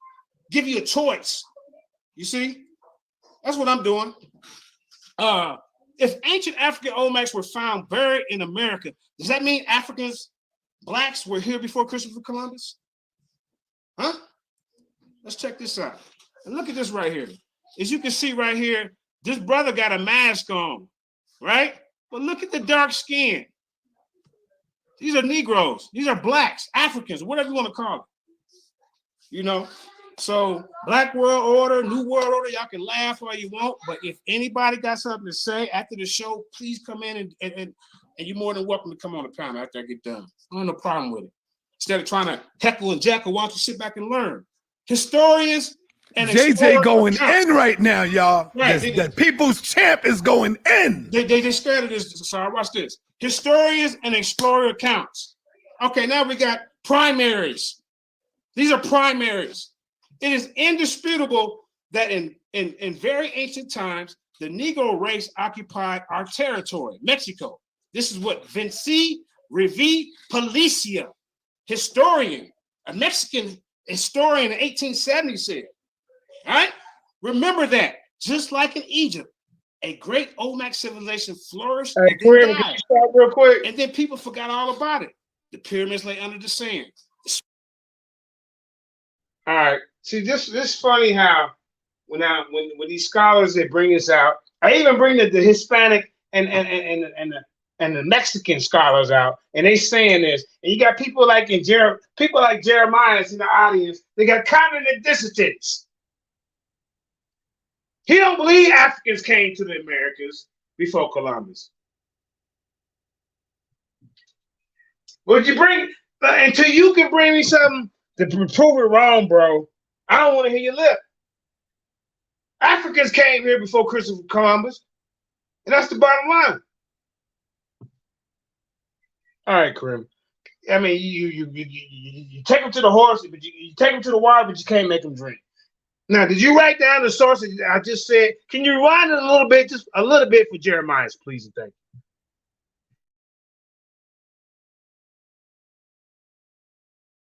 About negativity. But I'm here to bring out some positive light to some of our history, some of our people that's putting out good information. Give you a choice. You see? That's what I'm doing. If ancient African Olmecs were found buried in America, does that mean Africans, blacks, were here before Christopher Columbus? Huh? Let's check this out. And look at this right here. As you can see right here, this brother got a mask on, right? But look at the dark skin. These are Negroes. These are blacks, Africans, whatever you want to call it. You know? So Black World Order, New World Order, y'all can laugh all you want, but if universal language, Paul will ever remain in our hearts, he will be January 15, 1959, and died in 13 years before Christ. The archaeologists who appeared on the Art Bell show made that point. The ancient Olmecs of Mexico and Mesoamerica are one of the most intriguing civilizations of the Americas. In fact, they are the first civilization in Mexico, and it was from them that all other civilizations in Mesoamerica followed. Yet the fact that the Olmecs were most likely a black civilization of African origins have not been made public, and the Indian element of Mexico has gained more prominence to the extent that the Negroid substrata of the ancient Mexico civilization has been kept hidden. So they want to keep this information hidden from us. Yet over the past many years, various levels of proof have been found linking the Olmecs to Africans in the western part of Africa. Okay, and I'm gonna show you one of our scholars. Hey, Tori, can you stop real quick? The brother, you kind of went back a little too far. Can you speed up a little bit? But the brother said no African skeletons have been found in America. So I want you to keep watching, listening, and learning so you can get out of your cognitive dissonance. All right? Because, I mean, you one of them ones who believe in that goddamn fake-ass 12 tribes chart. So don't even make me go in on that, bro. Go ahead. Can you speak? Yeah, you went a little bit too far. Yeah, I wanted to go here because I wanted to let them know that you're not talking. It's not your source. I mean, it's not coming from just you just talking. It's people that's on this. So, you know, just in case you missed it. His name is Paul Alfred Barton. You know, he was born January 15, 1959, and died in March 10th, of 2010. Are we still there, Sarnetta?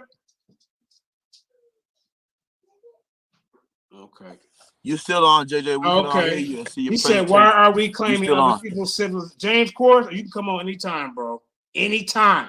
Anybody in the audience that's cackalaacking, come on. Hey, send the link and you can get on here and disprove it. But I can't stand coons that want to tear down our own people. Now, Paul Alfred Barton, at the coming, I'm gonna give you a little bit of his information. At the coming to the Hanford area, Paul attended college at Syracuse, Fresno Pacific University. He attained many degrees in college, one in architecture, as well as many other accomplishments. Paul was a very skilled writer, and he wrote at least 10 books. You know, we give people respect in our community when they write books. You see? He wrote about the history of racism, terrorism, rebellion, and overcoming America and their idols, just to name a few. You know, Rise and Reason. I'm just giving you a little biography. You know, the history of racism. Shortly before his death, Paul was in the process of writing about his beloved native island of St. Lucia, the 8th annual Black Book Award. So I'm just saying, he also wrote Afrikandinka, the African hieroglyphic writing system, universal language. Paul will ever remain in our hearts. He will be greatly missed. Here's one of his books right here. The history of the Olmec, Black Civilizations of America, from present times to present area. It's a paperback. This is the book right here. You know, we go into a little detail of the book of the history of ancient Olmecs and Black civilization in America from prehistoric times to present area. Is one of the most fascinating, well-researched, and well-written books on the subject of the Black and Black African presence in prehistoric and ancient Americas. This book deals with current and past findings of the ancient African Americans nations throughout the Americas. It also studies present-day descendants of these Africans and places attention on the ancient transatlantic as well as the Trans-Pacific Ocean route by boat. So it also saying about the Trans-Pacific.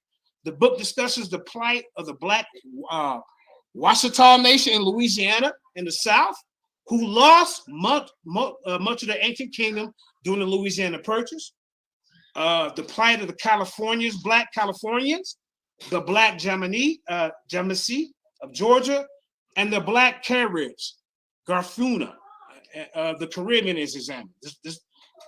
The great Black civilization of the Olmecs and their connection in terms of language, Kareem, can you stop religion, race, and culture with the West Africans is discussed. All right, Jeremiah. Now we just named some people from Louisiana. We just named some Californians. These people were here before Columbus. I don't know what the hell you talking about, bro. What you thought? Was that all the people that look like Prince ran around this motherfucker and populated it? The ones that look like you? The ones that look like Prince? Huh? Every time I bring up this information and I talk about this, here you come trolling, but you never bring nothing to the bunker. Now, if you're looking for a debate, here I am. Other than that, sitting in the goddamn audience with your pom-poms and a shaker. Go ahead, Kareem. Please and thank you. Let's keep it moving. So this is why I said that, I mean, the people that Garfield promote, they say we savages. You know, they say we savages. You know, the conflict of color, the threat of evil throughout the world. Let's see what Bertram Will said in 1902 about us, y'all. As long as history has been written by Europeans, Blacks have been written out of the history. Black people have been described as primitive savages, an inferior race that's giving nothing to humankind in the way of the arts, sciences, or civilizations. Hell, I don't even have a paraphrase what they said. I can give you some direct quotes. So here's how they think about us, right? You know, when they want to go back to you know, all these people in the past. In 1978, in 1768, European Enlightenment philosopher David Hume said, "I am apt to suspect the Negroes to be naturally inferior to whites." There never was a civilization of any other complexion than white. This is what they're saying about us, y'all. 1837, German philosopher Hegel said in the History of Philosophy, at this point, we leave Africa, not to mention it again, for it has no historical part of the world. It has no movement or development to exhibit. These are the people that's writing history. We're supposed to believe them. These are the people that come on the Dagger Squad who he promotes. These type of people with this type of mentality. He brought people over there to tear down Jabari. And of course, he's going to bring people to tear down the Israelites. This guy's a coon. I'm just going to keep it real. Now, in 1902, I'm going to read you one more. We're going to keep it moving. In 1902, John Burgess wrote in his History of the Reconstruction that American slavery was a consequence of nature. Check out what he said, y'all. A black skin means membership in a race of men which has never created a civilization of its own kind. There's something natural in the subordination of an inferior race. These are the type of people that Garfield presents to us when he bring him on his goddamn coon show. And it's time for him to stop lying. Big lies, and Garfield is pushing our people right out of the history books. You see what I'm saying? Look, they say we have no architecture, no real religion, I mean, the black man, the Negro fate has been marked, just by negativity. But I'm here to bring out some positive light to some of our history, some of our people that's putting out good information. Give you a choice. You see? That's what I'm doing. If ancient African Olmecs were found buried in America, does that mean Africans, blacks, were here before Christopher Columbus? Huh? Let's check this out. And look at this right here. As you can see right here, this brother got a mask on, right? But look at the dark skin. These are Negroes. These are blacks, Africans, whatever you want to call it. So Black World Order, New World Order, y'all can laugh all you want, but if anybody got something to say after the show, please come in and you're more than welcome to come on the panel after I get done. I don't have no problem with it. Instead of trying to heckle and jackal, why don't you sit back and learn? Historians and JJ going in right now, y'all. Right. The people's champ is going in. They scared of this. Sorry, watch this. Historians and explorer accounts. Okay, now we got primaries. These are primaries. It is indisputable that in very ancient times, the Negro race occupied our territory, Mexico. This is what Vinci Revi Policia, historian, a Mexican historian in 1870 said. All right? Remember that. Just like in Egypt, a great Olmec civilization flourished and then died. And then people forgot all about it. The pyramids lay under the sand. The Sphinx lay under the sand. Something stood there like enigmatic witnesses. Hey, JJ, real quick, I'm sorry to cut your wisdom. Keep it going, right? But I just want to say I'm proud of you. This is your first step of trying to find your way back home, brother. We love you for this. Keep going in. Teach that African shit, baby. We love you, brother. All right. Go ahead, brother. I'm already home, but yeah, I appreciate it, bro. Thank you, brother Jay. All right. Now, okay, where was that? But many people continue to live for centuries without recovering the majesty of that civilization, without being to go back to their roots. This is what Ivan Van Sertima, historian, said in 1976. According to the renowned American historian and linguist Leo Weiner of Harvard University, one of the strongest pieces of evidence to support the fact that Black people sailed to America before Christopher Columbus, Garfield, Kyle, was a journal entry from Columbus himself. This is primary information in Weiner's book, Africa and the Discovery of America. He explained that Columbus noted in his journal that the Native Americans confirmed Black-skinned people had come from the southeast in boats trading in gold-tipped spears. Gold-tipped spears. They come from Africa. Christopher Columbus wasn't the only European explorer who made note of an African presence in the Americas, everybody. Upon his arrival, historians, these are primaries. These are primaries, Garfield. Historians revealed that at least a dozen other explorers At least 1,000 more. Everybody lying? Including Vasco Nuiz de Barbalo. Jeremiah, if you're out there watching, I know you're watching because I see you in the audience. Also made a record of seeing Negroes when they reached the New World. The accounts match up with the reports from the natives in Mexico. I told you, Jeremiah, every time I do this, Jeremiah's out there trolling. It's like here he is again. Would never bring anything to the bunker. He even got the Hispanics who look like him telling him the business. He just don't want to accept it. All right, go ahead, Krim. Thank you.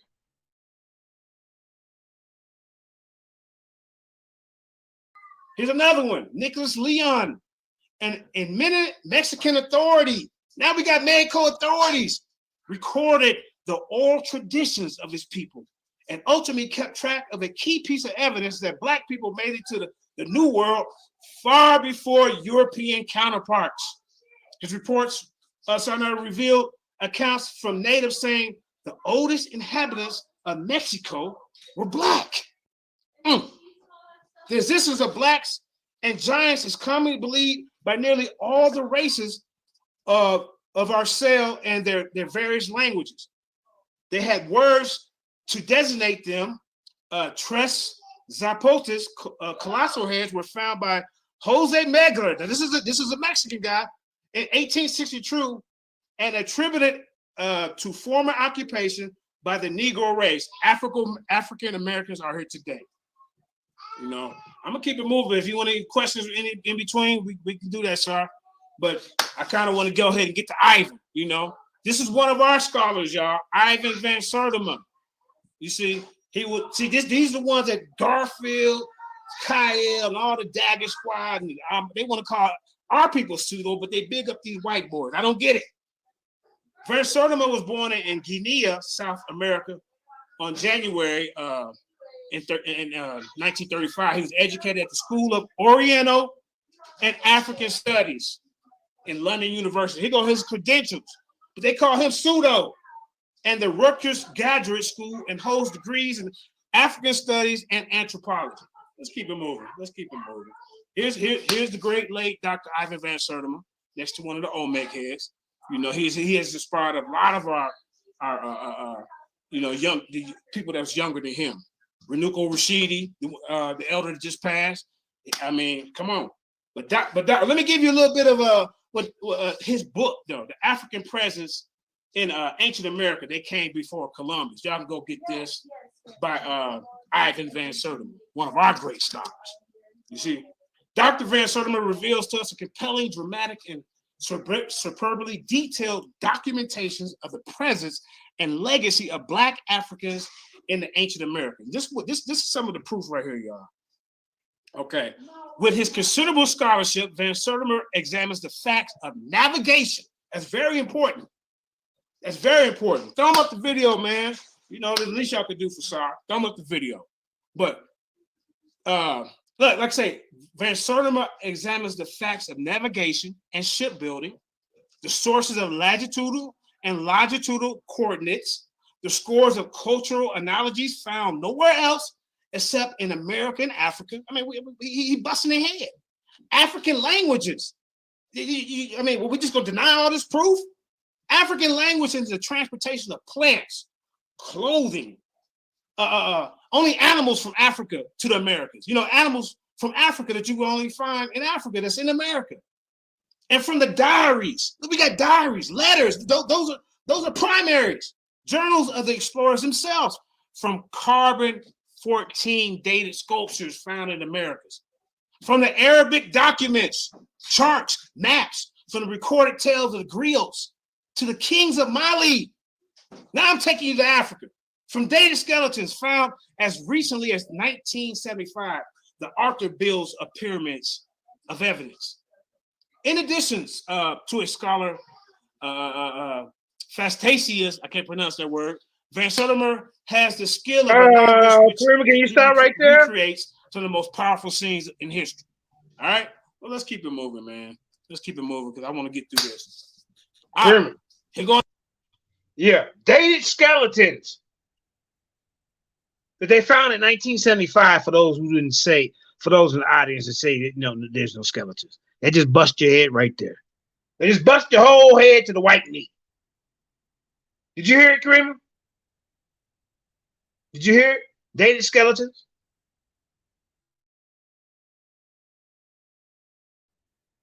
Sister Kareem, you there?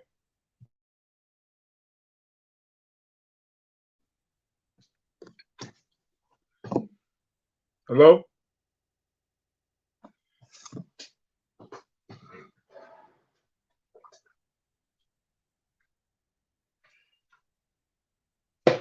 Not bad. What you say? No. Did you hear him say they found skeletons? No, I wasn't even here. I was. Okay, just go back 30 seconds. JJ, you have an echo. Okay.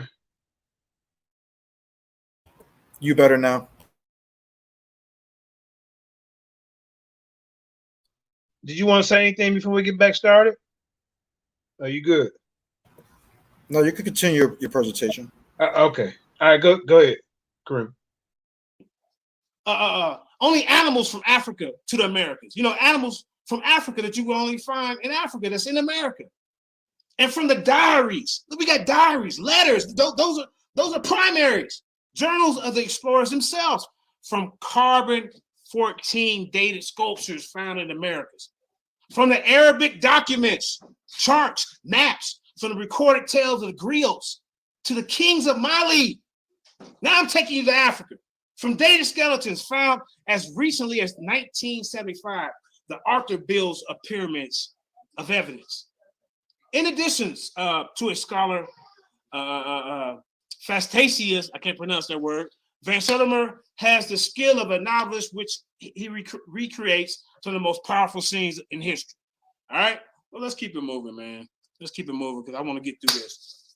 All right, here go another one of our brothers. Yo, family, please hit the thumbs up button for my brother JJ7000, the People's Champ. We got 482 people in the building. Let's get some likes up in here, y'all. Yeah, JJ right. Going in. Bet. Right on. All right, now the New York Times and Dr. Clarence Weant. All right, I'm just going to keep bringing these people out. Many claims have been made over the years by notable blacks and white scholars: Woodson, Rogers, Lawrence, Jackson, Bailey, Gordon, Irvin Jeffries. You get the idea. They have all been dismissed. You know, they all been dismissed. Some of these claims failed to convince anyone, but the converted because they needed to be backed up by a corroboration from many disciplines. To claim, for example, that Columbus saw blacks in Haiti is one thing. To prove that those blacks were African was another, since there are dark-skinned American Indians in tropical zones in America. But this is what we got right here, y'all. Botany.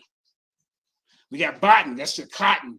Linguistics, the origin of the word Guinean, G-U-A-N-I-N. Metallurgy, the metal alloys and the spears that the blacks gave the Americans in trade. That bust their head right there. Yeah? Where we at? Navigation. African boats tested on the Atlantic. Oceanography, the currents that provide the easy circular route for pre-Columbian West African trade.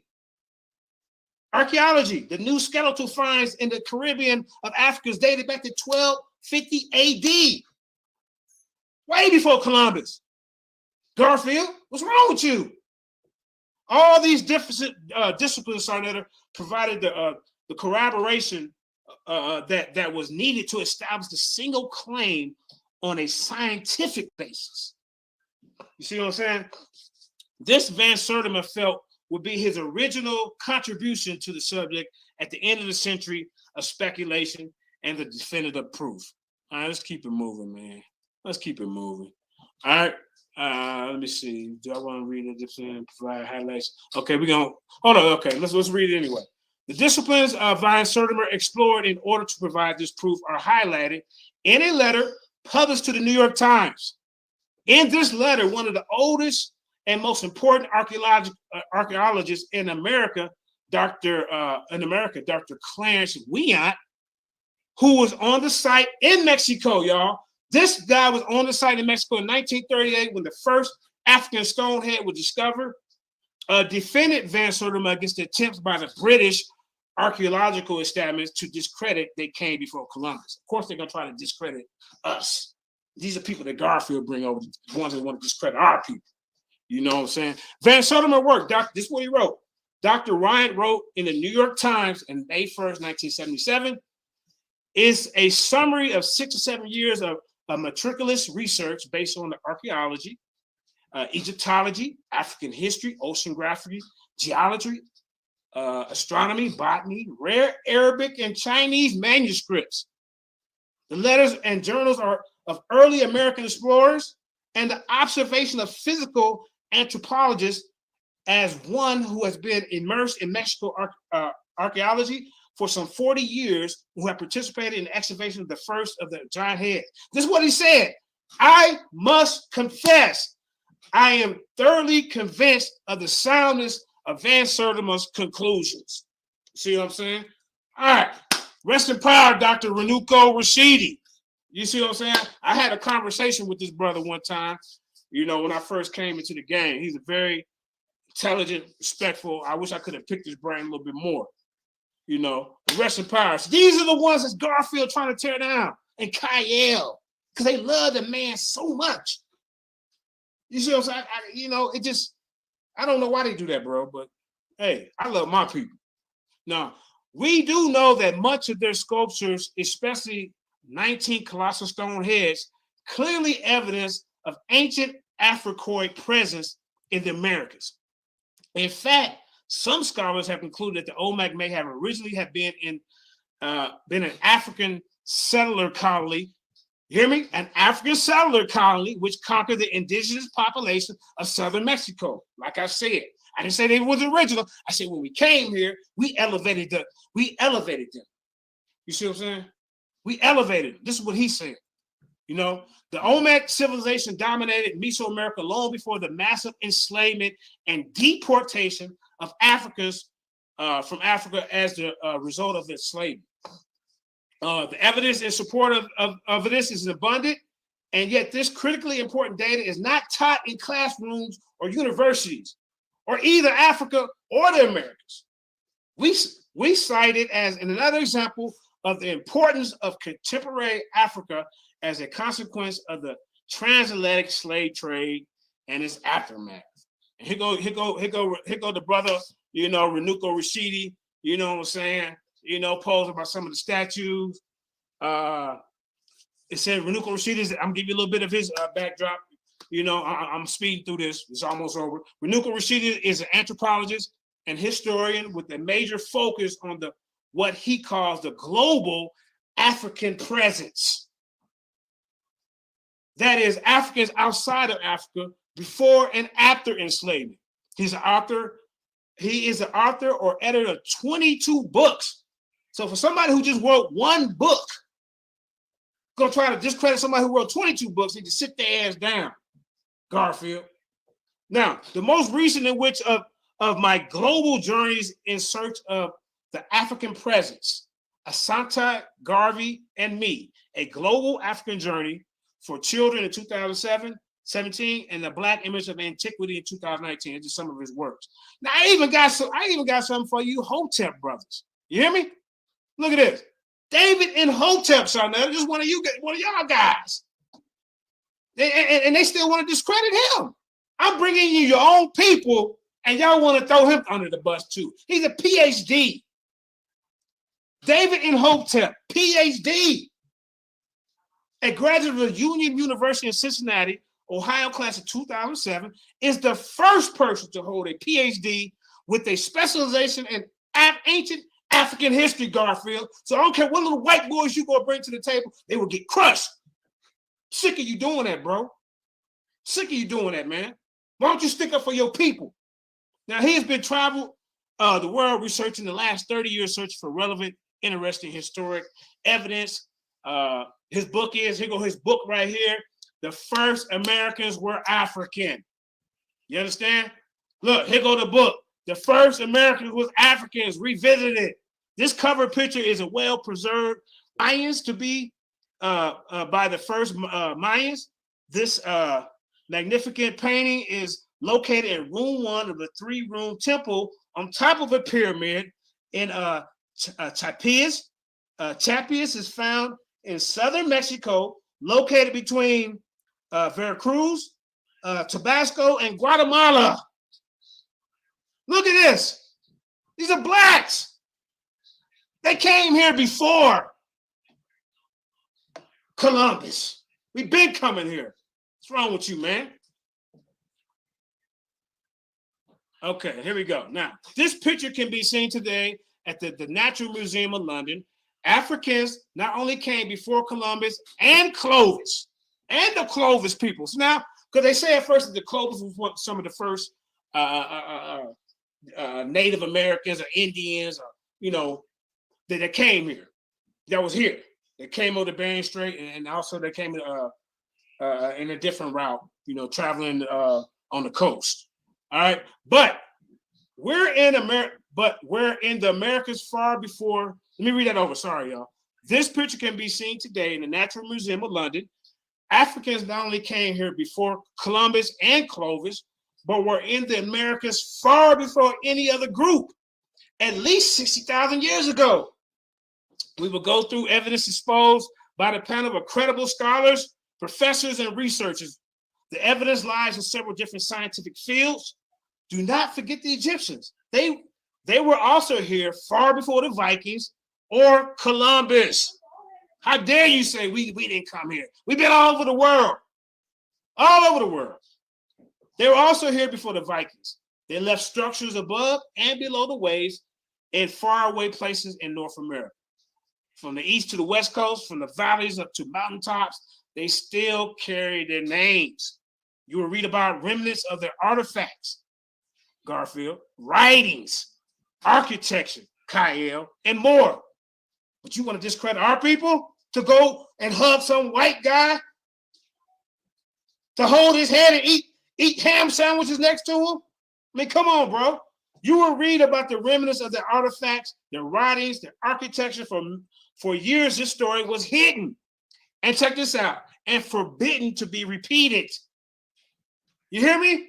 Researchers who dared to bring out this new finds that were against the accepted history were intimidated. Bully tactics. Fundings was terminated if you brought out this stuff. This is why I commend Dr. Imhotep. You know, some of the jobs and careers were put in jeopardy for bringing out the truth. Authors such as David Imhotep are now throwing caution to the wind and lifting the veil of secrecy that's never be closed again. This is a true story of history that we all need to learn. Let's keep it moving, man. It's almost over, man. It's almost over. But the Clovis culture, just real quick, is a prehistoric Paleo-American culture. That's what I'm talking about. Even these Paleo-American Indians was here long before Israel was even a nation. So how the hell can Mexicans and Indians be part of the 12 tribes? That's what the people subscribe to the 12 tribes. All right. Now, the Clovis culture is a prehistoric Paleo-American culture named for distant stone tools found in close association with the Pleistocene fauna at Blackwater, locality number 1 near Clovis, New Mexico in the 1920s and 1930s.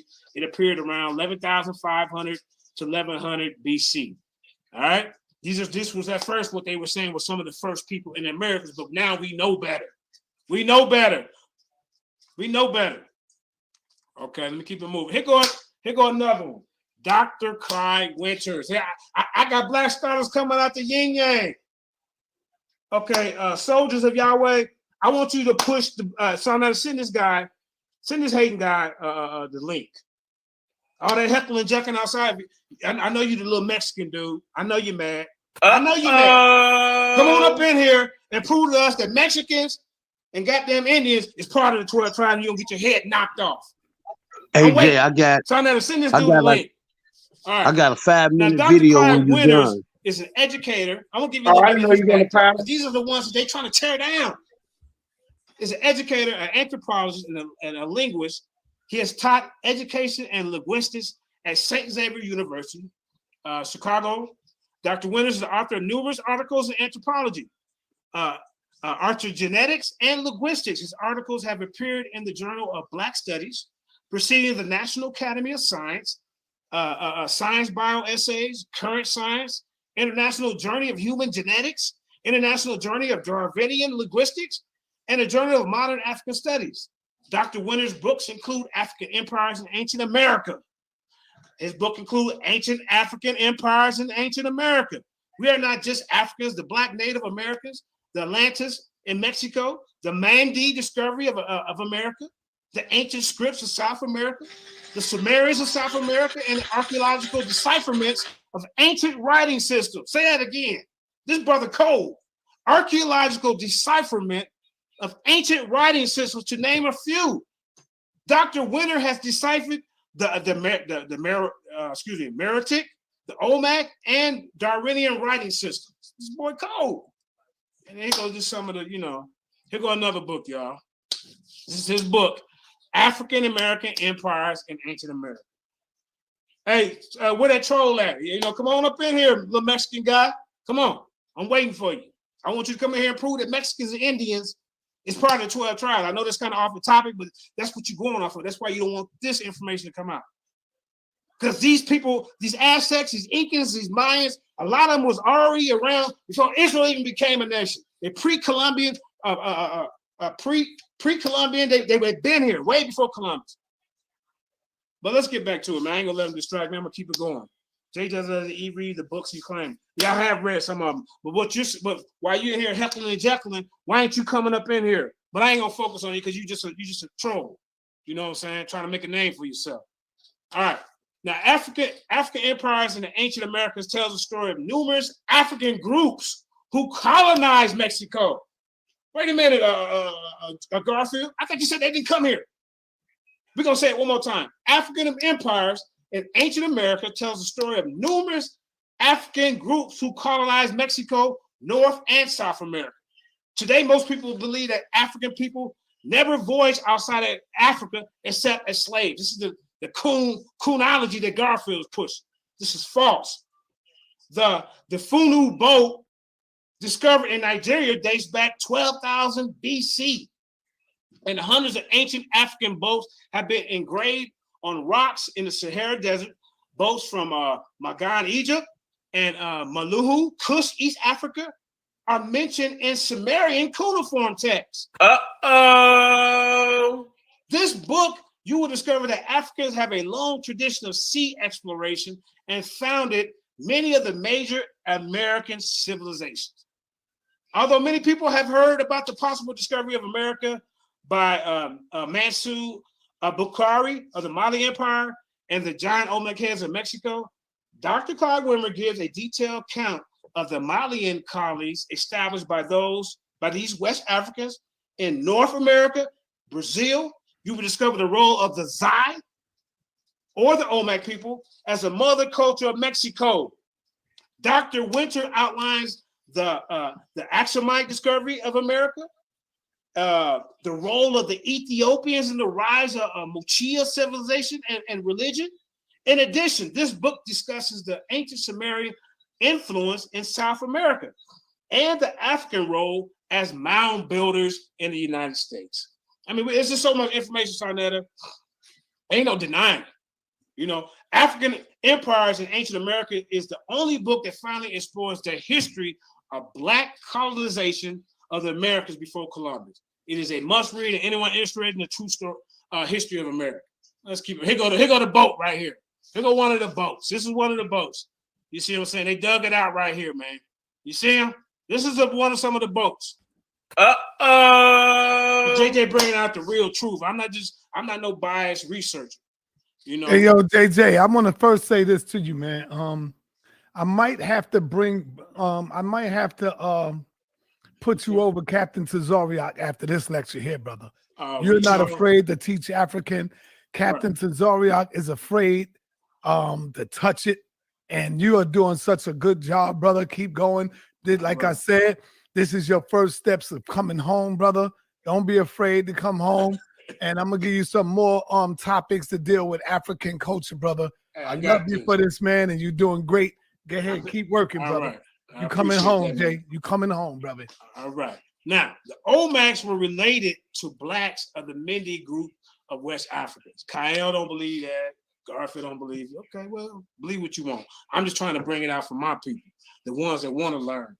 Yeah, the Olmecs carved about 22 colossal stone heads in the southern part of Mexico, and their influence had been found in Guatemala and further south. Olmec type sculptures have been found in a lot of parts of the U.S.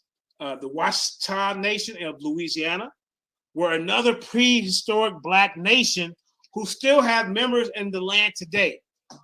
The Olmecs and Ouachita, Black Californians, the Yamasee, the Kafumana, I can't pronounce that, Califama, and the other pre-Columbian Blacks of America were part of a prehistoric trade network.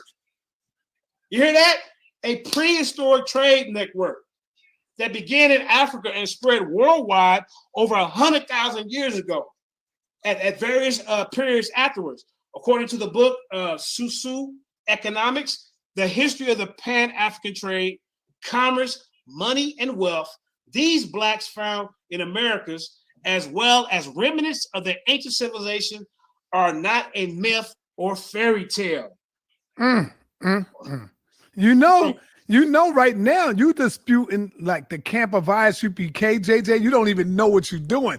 You're disputing Daniel Allah and all of them and Hashar, because if you ask them, they'll tell you that the Africans ain't shit. They ain't create a goddamn thing. But you going in, you showing the slave ship, you showing the boats, you doing way, brother. Your scholarship is upstairs, and I'm gonna give you an A+ for this one. Go ahead, brother. You going in. All right, there you go. I should get A+ on all my performances, but you know, I just take the A. Well, if you keep it African, goddammit, you will get an A+ on every goddamn thing. The African, okay, I see.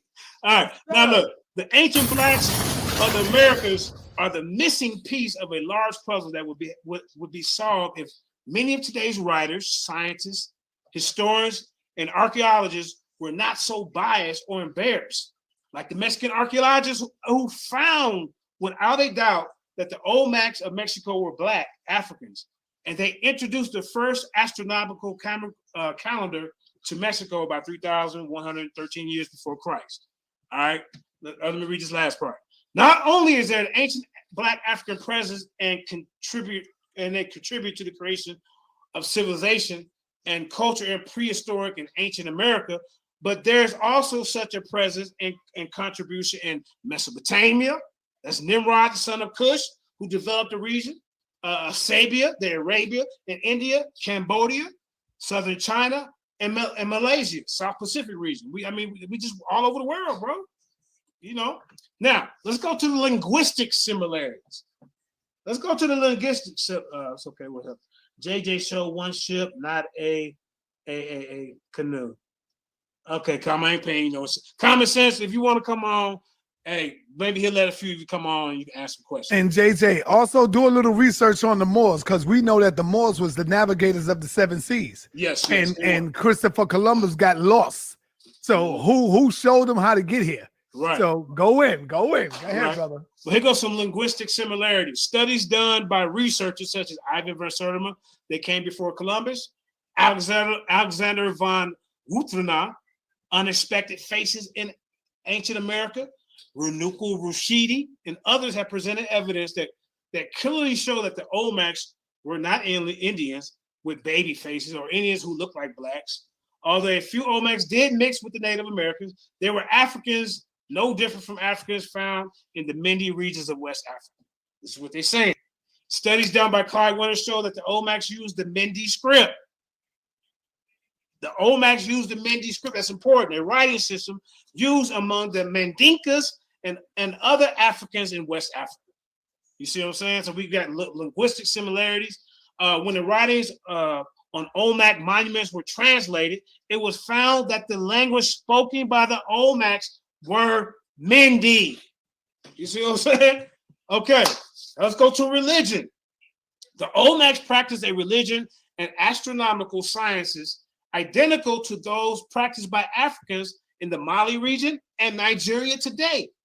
The Olmecs studied a Venus complex in astronomy. Today, the Ono and the Barbaria, who are famous sea and river travelers, have studied the same complex for thousands of years. In fact, another group, the Dogon, are well known for their tracking and mapping of the Sirius star system and their accurate results. All right. The Olmecs also had a religious practice of thunder worship, where the axe was a prominent feature. Now check this out. In West Africa, the axe is also a prominent feature and connected with the Shango, or the thunder god worship.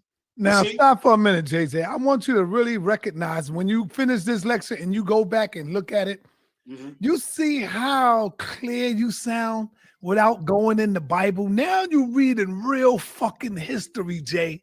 That's what I want you to see, what you're doing. You are reading real history and the people fucking with you, because now you're on to something. You may be a little off here and there, but the majority of it, 90%, the people fucking with you on this because you into real history, and I am proud of you that you have not even used the scriptures right now. Go in, brother. Keep doing you. You know, yeah, thank you. Yeah, thank you. You know, I'm a well-versed character, But anyway, both the Olmecs, thunder worship. Okay, let's get back to that. Both the Olmecs and the Shango worshippers in West Africa placed an emphasis on the religious significance of children in their religious practices. All right, let's keep it moving. Here goes some other similarities. African cultural similarities. You see what I'm saying? Now, the Olmecs used an African practice that was very common in Africa and at some extent in Malaysia, the practice of body scarification, and specifically facial scarification as practiced in West Africa. Many of the facial scars seen on Olmec terracotta faces, such as dot, keloids, and line patterns, are identical to Africans such as the Dinka of Sudan, the Yoruba Kael, and other West Africans. Dinka scarification can be found in old copies of the National Geographic. Okay, Olmec scarification can be found in the text by Alexander von Wuthenach, Unexpected Faces in Ancient America. So I'm not just bringing my opinion, I'm bringing out the scholars. You see, that's what 7000 do. African hairstyles such as cornrows are found in many of the Olmec terracotta found in Mexico. Both kinky hair carved into one of the colossal stone heads, basalt, as well as a corn style wearing tassels. See African presence in early America by Ivan van Sertima have been found. The cornrow factor clearly shows that these blacks who were in Mexico in prehistoric times most likely came from West Africa, South Sahara regions, rather than Malaysia. It is in West Africa that cornrows are very common and have been since prehistoric times. All right, we almost done. All right, what we got here? Truth submerged shall rise again. Paul Burton. Here go another one. Paul Barton. See, I'm not just bringing my opinion. I'm bringing out the people who know what they're talking about. Paul Barton writes on how the Mende people of West Africa influenced Olmec civilizations in America. I'm just going to give you somebody else's, take on it. Recent discoveries in the field of linguistics and other methods have shown without a doubt. Okay, did I read this? Yeah, I think I read this one. My fault, y'all. All right. Okay, here we go. Yeah, I did read that. Hold on. Now, they had these magicians are said to have entered Mexico from West Africa between 800 BC and 600 BC and were speakers of the Mende language. So they've been coming over here, Garfield. I don't know where you're getting your information from, but you're going to have to update it. Of the Mende language, as well as the writers of the So you said they had the magicians? They had magicians that come over here. Shamans. Look, these shamans who became the priestly class of the Monte Alban during the 800 and 600 BCs must have traveled across the Atlantic from West Africa, for it is only in West Africa that the religious and complex astronomical practices of Venus, the Dogon Sirius observation, and the Venus worship of the Afro-Olmecs, the use of the axe in the worship of Shango among the Yoruba of West Africa, and the use of the axe of African Olmec worship in Mexico, as well as the prominence of the thunder god among the Aztecs, are the same as those practiced in Afro-Olmec shamans. Where they learn this from, Sarnetta? You see? Let's keep it moving. Now, although the carbon testing date... No, but go back. You skipped over one of the most important things. Go back, brother. Where? You skipped up. No, what you was just reading. Yeah, right there. You skipped over one of the most important things. You ain't say the words. Go back, brother. Why? Yeah, right there. Yeah, by the Afro Olmec shamans. I said that.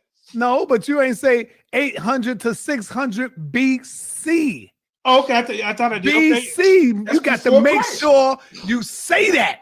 Right. Let me hear you say it. Say it. These shamans who became the priestly class of the Monte Alban during the 800s and 600 BCs. Let the people know what BC mean. That means before Christ, before Common Era, however you want to put it.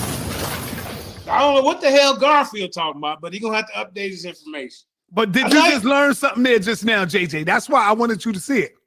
Oh, yeah, I've been know about the BC. Why did I tell you? Why was that important? 800 to 600 BC. Why? It's very important because it distinguishes the timeline. You know, we know that. Yes, but not only that, it's letting you know that they've been priests and all of this before there was a Christ, before there was a Jesus. That's the most important thing. Go ahead, brother. You're doing good. You're doing good, brother. Okay. Now, although the carbon testing date for the presence of Black Olmecs or Zai people is about 1500 BC, journeys to Mexico and the southern United States may have come from West Africa much earlier, particularly around 5,000 years before Christ. The conclusion is based on the finding of an African native cotton. Only just cotton can be found over there in Africa. This African native cotton discovered in North America. Its only possible way of arriving where it was found had to be through human hands. There's no getting around it. At that period in West African history, and even before, civilization was full bloom in the Western Sahara, in what is today Mauritania. I can't pronounce that. I hope I'm pronouncing that right. Mauritania, one of the Africa's earliest civilizations. I heard Jabari bring up about the Zai Empire, the Zing Empire, existed and may have lived in what was like a lake-filled, wet and fertile Sahara, where ships crisscrossed from place to place. All right, let's keep it moving. Let's keep it moving. I got so much. These are some of the people right here. You see, these are West African Mauritania people from the Senegal River Valley. So I'm just trying to give you some of what they look like. All right, now here goes some of the cotton. You see what she got right there? That's some of that West African cotton that they found over here that can only be found in Africa. You see what I'm saying? All right, let's keep it moving. I'm gonna speed it up. I'm almost done. The ancient kingdoms of West Africa, which occupied the coastal forest belt from Cameroon to Guinea, had trading relationship with other Africans from prehistoric times. However, by 1500 BC, these ancient kingdoms not only traded along the coast of modern Cote d'Ivoire, but with the Phoenicians and other peoples. They expected their trade to the Americas, where evidence for an ancient African presence is overwhelming. These kingdoms, which came to be known by Arabs and Europeans during the Middle Ages, were already well established. So they were already well established when much of the Western Europe was still inhabited by Celtic tribes. You know, but we too dumb, according to Garfield, to get over here. You know, but by the 5th century BC, the Phoenicians were running commercial ships to several West African kingdoms. During that period, iron had been in use in Africa for about 1,000 years, and terracotta art was being produced at a great level of craftsmanship. Stone was also being carved with naturalistic perfection, and later bronze was being used to make various tools and instruments, as well as beautiful works of art. This includes the regions from the coast of West Africa to the south, all the way inland to the Sahara. Okay, let's see. I want to shorten it up a little bit, sorry. All right, let's see. JJ, do you know how powerful that is, what you just read, brother? Well, which one? What I just got Go off back. of? Yeah, go back, man. Okay. I mean, see, I want you to see this because the Most High said there will come a time where he will use your own tongue to justify, to go against what you have been believing in a long time. And the Most High is with you right now. So they showing you by the 5th century BC, the Phoenicians were running. Man, you going in right now. Right. You see what I'm talking about? That's the part where I'm talking about. You showing that we've been dealing with iron and all this shit way before there was a Christ. Right. Way before there was the Bible. So you going in right now. You don't even know you free in your own mind, brother. This is great, brother. Go ahead, Jay. Well, you know, son, my mind been free for a long time, but that's No, for I another ain't time. gonna lie And on another, that now, and man. another time and another place. You ain't gonna get me on that one now. Come on. I'm telling you right now, the Most High is working through you right now, brother. All So right. go ahead, brother. Okay, let's see. Let me go ahead and read this then. Okay, a number of large kingdoms and empires existed in that area, according to. Hold on. Hey, yo, I don't want nobody to time out the brother Kyle. Don't time him out. That's one of the Army Raw Squad members. Don't time him out. I don't think he being disrespectful. He could disagree, but don't time the brother out. Let him get his thing in. Well, see, here's the thing with Kyle. I you know, he used to be come on my live all the time. And I used to go live when I first started going live. Every time I go live, he'd be on there. We'd be chopping it up. You know, he was in the Lions Den, but he moved on over to Dagger Squad. So now he got. I want y'all to let the people disagree if they want. Y'all don't have to block them, long as they not being disrespectful. Let the people go in. Okay. All ahead, right. bro. All right. Now, a number of large kingdoms and empires existed in that area, according to Bill's Hordes Communications. One of the oldest empire civilizations on Earth existed just north of the coastal regions in what is today Margaritina. It's called the Zing Empire and was highly advanced. In fact, they were the first to use the red, black, and green. See, I'm bringing you some information y'all ain't even know. Powerful, Jay. You see? They were the first to use the red, black, and green, an African flag, and to plant it throughout the territory all over Africa and the world. See, the ancient stone carvings 500 to 1000 BC of shamans or priest kings in Colombia clearly show distinct similarities in instruments held and their purposes.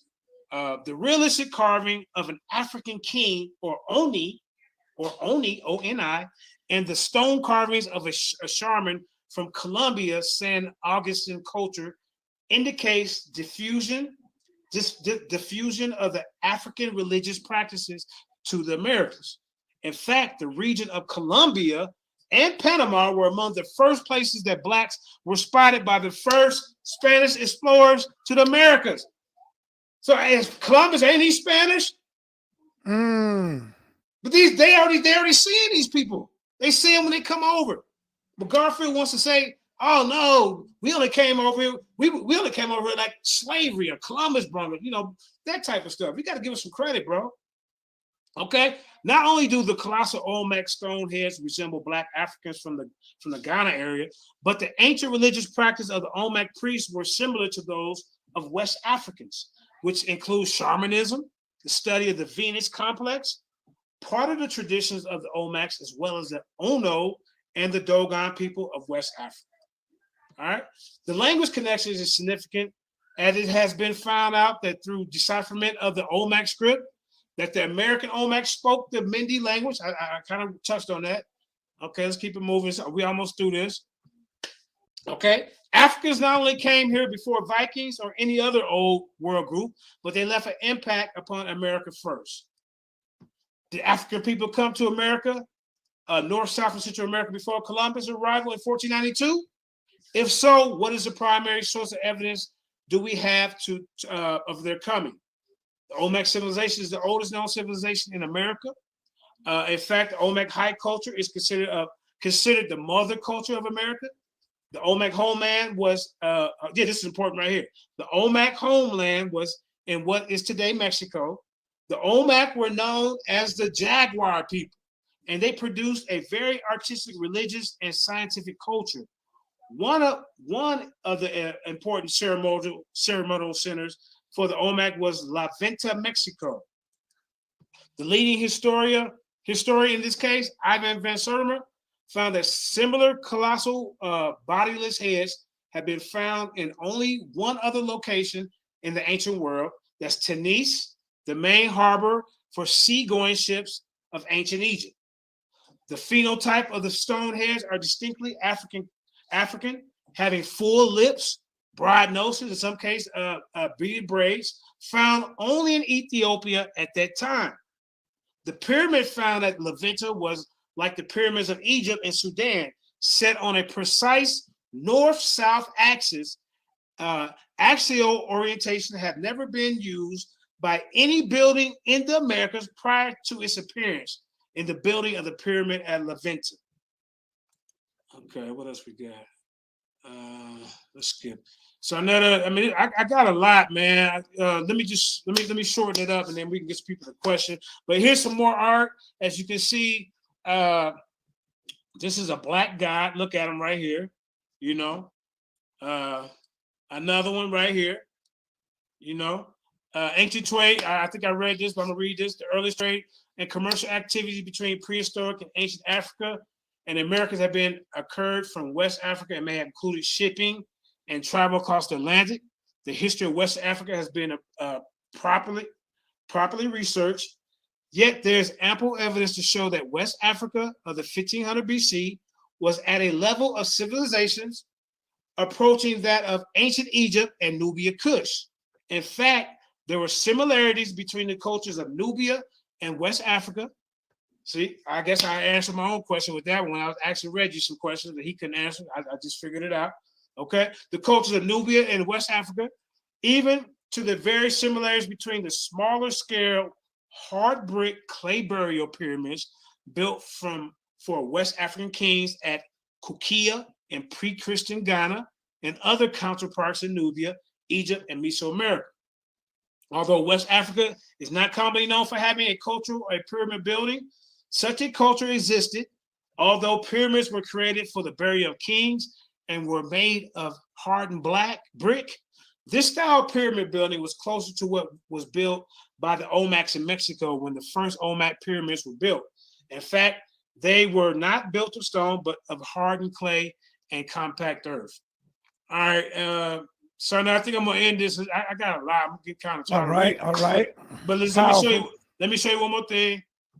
For years, Eurocentric archaeologists have largely turned the other cheek when it comes to the discovery of artifacts from ancient Egypt.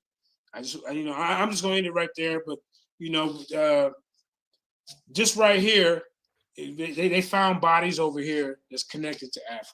But go ahead, Sarnett. I want somebody to call in. All right. Let me say this, man. Hey, brother, I got to say this. It is no wonder these guys are running from you.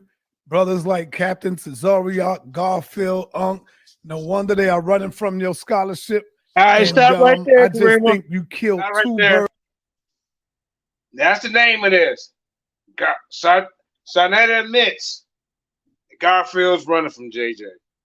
You see? There ain't no cap in the title. Took us a minute to get there, but there we here. You know what it is. He signed up for this. He didn't show up because he's going to get this work. He wants to sit up there and tell me we weren't smart enough to come over here before Christopher Columbus. Come on, man. And I got a pops on the line. He'll be on here in 45 minutes. He's getting ready. He wants to simulcast Karima from his channel, Sarnetta. Hey, all that stuff he talked about Shaka when he ran, all that stuff he talked about Chris Harris when he ran. Hey, remember when I didn't have a computer when I first came to Denver, and I said I ain't got a computer yet. The computer. I don't have a computer. He said I don't care. You signed up for a debate, so I went and debated in the pod without a computer. I used my notes. Not only I didn't have a computer, you couldn't even get me on the show. I had to do it by phone. So there is no excuse for you not to show up to this debate. Period. Go ahead, Yasha. Yeah, I have just a little 5-minute video I had just made as you was giving your speech. It's a history book that they was given. But I just played a video. Karima, I just sent you the video. And I'll just let y'all play the video. That's all I wanted to do, is just play that video. And it supports, basically, they teaching in the Detroit public school system that the Olmecs were African people. And I have the school, the school is right up the street. I just went out the house, went and made a little quick video of the school, showed you the school book, opened it up to the chapter, and then showed y'all the evidence. Now, this is what they're teaching in the Detroit public school at Remus Robinson Middle School and at the Carston Elementary School. Go ahead and play the clip for me, Karima.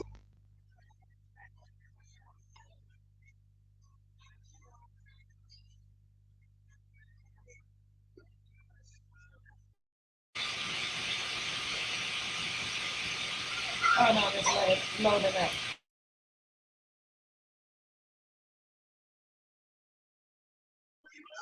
Now, Mutawa was saying that like it was a problem that little simple guys like me, JJ, and Black Jesus Minister teach this, but we're not the problem. The problem now, if that's a problem, the whole Detroit public school system is the problem because they're teaching this stuff to African Americans in the most African American city in the United States outside of Africa. So teachers, scholars are teaching this to students right here in the United States of the Americas. That is a problem for these people who saying that these Olmecs are not African and the Olmecs did not found America as African. All right. Hey, Yasha.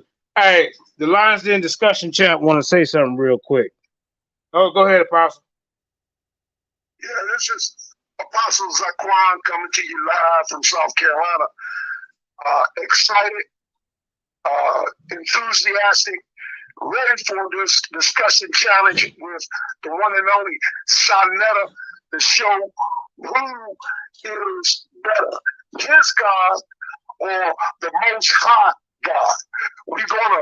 Today, we're gonna resolve this matter between me and Sonetta as to who is better in understanding scripture, me or Sonetta.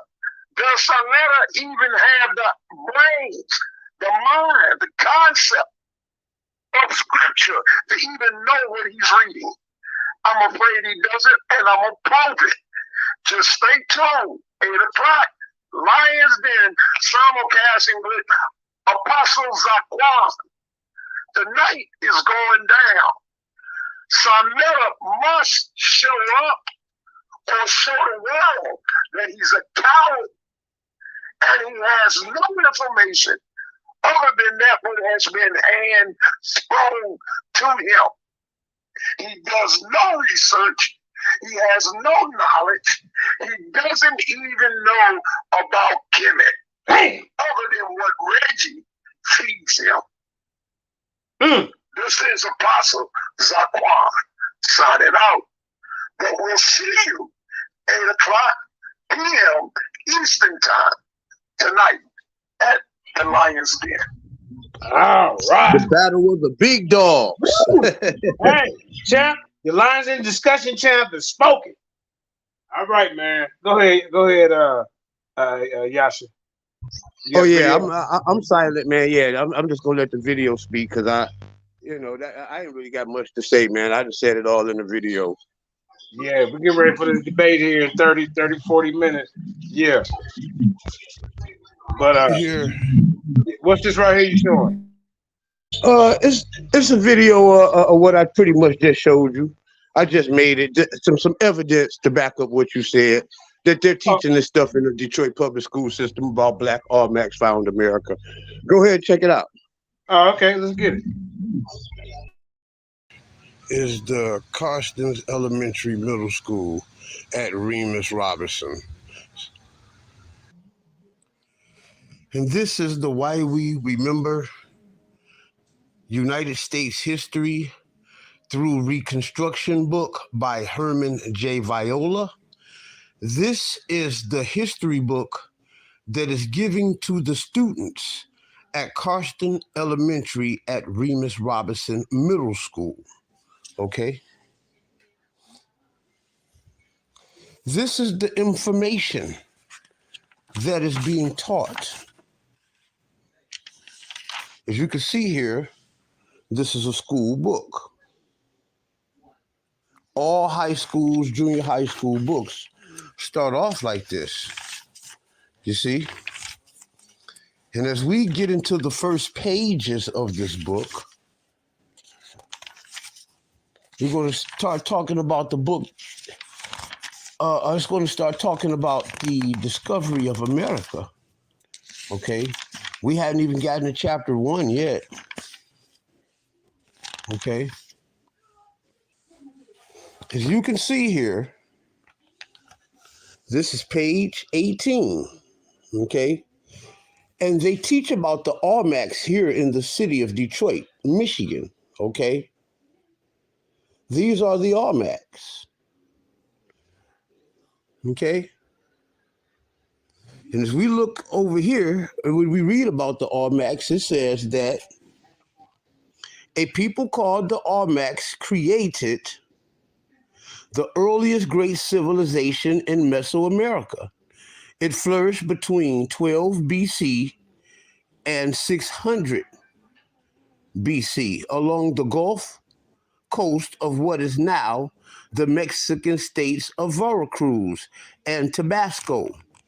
Olmec civilization is known as the mother culture of Mesoamerica because later societies built on Olmec ideas. As we read further down here in the little caption, it says that the colossal Olmec heads are thought to be either individual portraits of Olmec rulers or styled portraits of Olmec gods. Some of these Olmec heads have features, facial features that resemble those of many African people. Some scholars have suggested an African origin. Whoa. I mean, you just gonna breeze over that? This is in a school book? There it is, man, right there. Hey, I just read it how it is in the book. Right. See, they catching up to speed, these schools. The only thing they messing up, man, is just they trying to turn slavery into some kind of like we agreed to do the shit. But yeah, read that again one more time, family. And you gotta take you rewind the back. Oh, okay, yeah. Oh, that's a tape. I thought you were doing it live. My fault. I'm tripping. African origin for Olmec silver. An African origin. Some scholars have suggested an African people. Some scholars have suggested an African origin for Olmec civilization.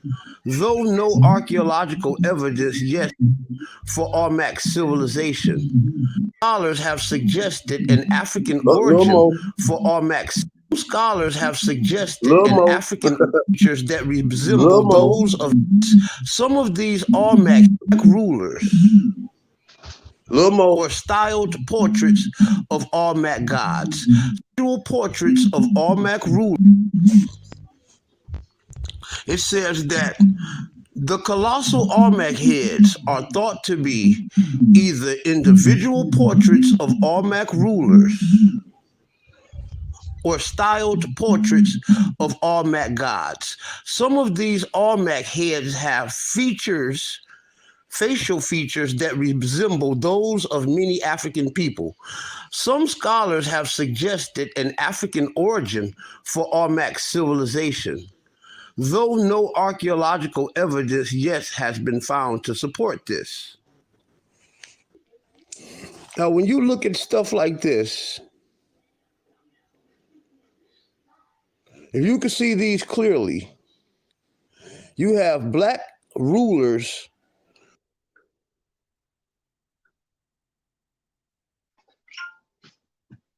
with white people as slaves. You see the white people. That's actually a battle, Josh. If that's the right one, where the blacks and the browns is fighting together. The natives and the Africans is fighting together against the Europeans. Is that the one? No, that so this is here. Go back to the 16th. That seems like some old. Are in what you say, family? I think that's something old. That's one of them pictures, one of those murals inside one of those ancient pyramids. Okay, now what you is in that picture is 3 different skin tones in there, ain't it? So far it's just 2, just a black and a white. Okay, that might not be the one then. What's the name? It's a brown. It's a black. The people that's in the boat. The people that's in the boat look like they brown and black. Yeah, you can look in the back there. You can see like in some type of setting, It looked like that they're in some type of marketplace or whatever, or some type of courtyard or something where the blacks is dominant. You see the blacks is all in dominant position. You see the blacks is getting rolled by the whites. The whites doing the peddling in those ships. If you can see, all of the whites are naked and they're in subservient position while blacks is in dominant position. And this is in one of those, I forget which pyramid it is, but it's in one of those pyramids down there. Oh man, yeah. Well, so there's no battle going on in here. Let me see. Let me blow it up. No, that's not a battle in that one. Okay. That's not the one I'm talking about. But you can clearly see that the blacks is in the powerful position. So they're not slaves in this position over here, but there's European ruler. Right. Just like that inscription said, the little small inscription. When we have those history books in school, a lot of people don't know this stuff because in school, they'll tell you to read chapter 6 and do the questions after in the page, at the end of the chapter. So a lot of people go to the end of the chapter and look up the questions and then just read to get the answer. And then the little captions and the little notations and stuff, we just skip right past that. And this is how we cheat ourselves out of education, because everything that I teach has been taught in the Detroit public school system. I had a history book that was taught when I was in high school that talked about how slaves even came from as far as Israel, bruh. I gotta find that book though. I'll pay $1,000 if I can find that book. Right. Yeah, but that's all I wanted to do, fam. I'm gonna slide on out, man. We getting ready to end it, cause we gotta get ready for Apostle and Sarnetta. Yeah, that's right. Well, I'm gonna go and slide on out so I can sit in the audience and watch that anyway. Not charge up my devices or whatnot so I can watch it. So yeah, man. Oh, y'all go over to Yasha Ben Israel page, YouTube. Go check out that video. Give me some numbers over there. Let me get a couple numbers out of the lion's den for blessing y'all with this info. Do you got a wrench in the chat? No, I don't. I had one way back in the day. Okay, well, she put a wrench in the chat, then you can share your channel. You gotta say something in the chat. Oh, okay. All right, I'm gonna back on out so I can say something in the chat, and then y'all go ahead on. And then you can share your channel. Yeah. All right, so y'all can see there's a lot of scholars who say, those are our people. I mean, those are Africans. They had an influence over here in early America.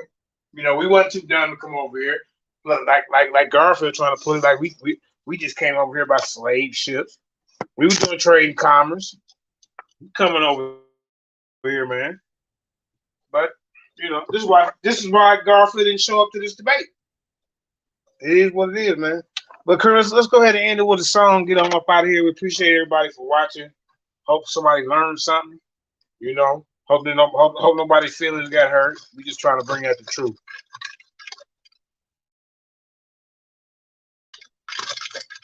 And then I'll come back. Power off in the call Sarnetta right now. Let's see if he ain't hiding and ducking. He might even be live right now trying to act like he's busy. Let me see.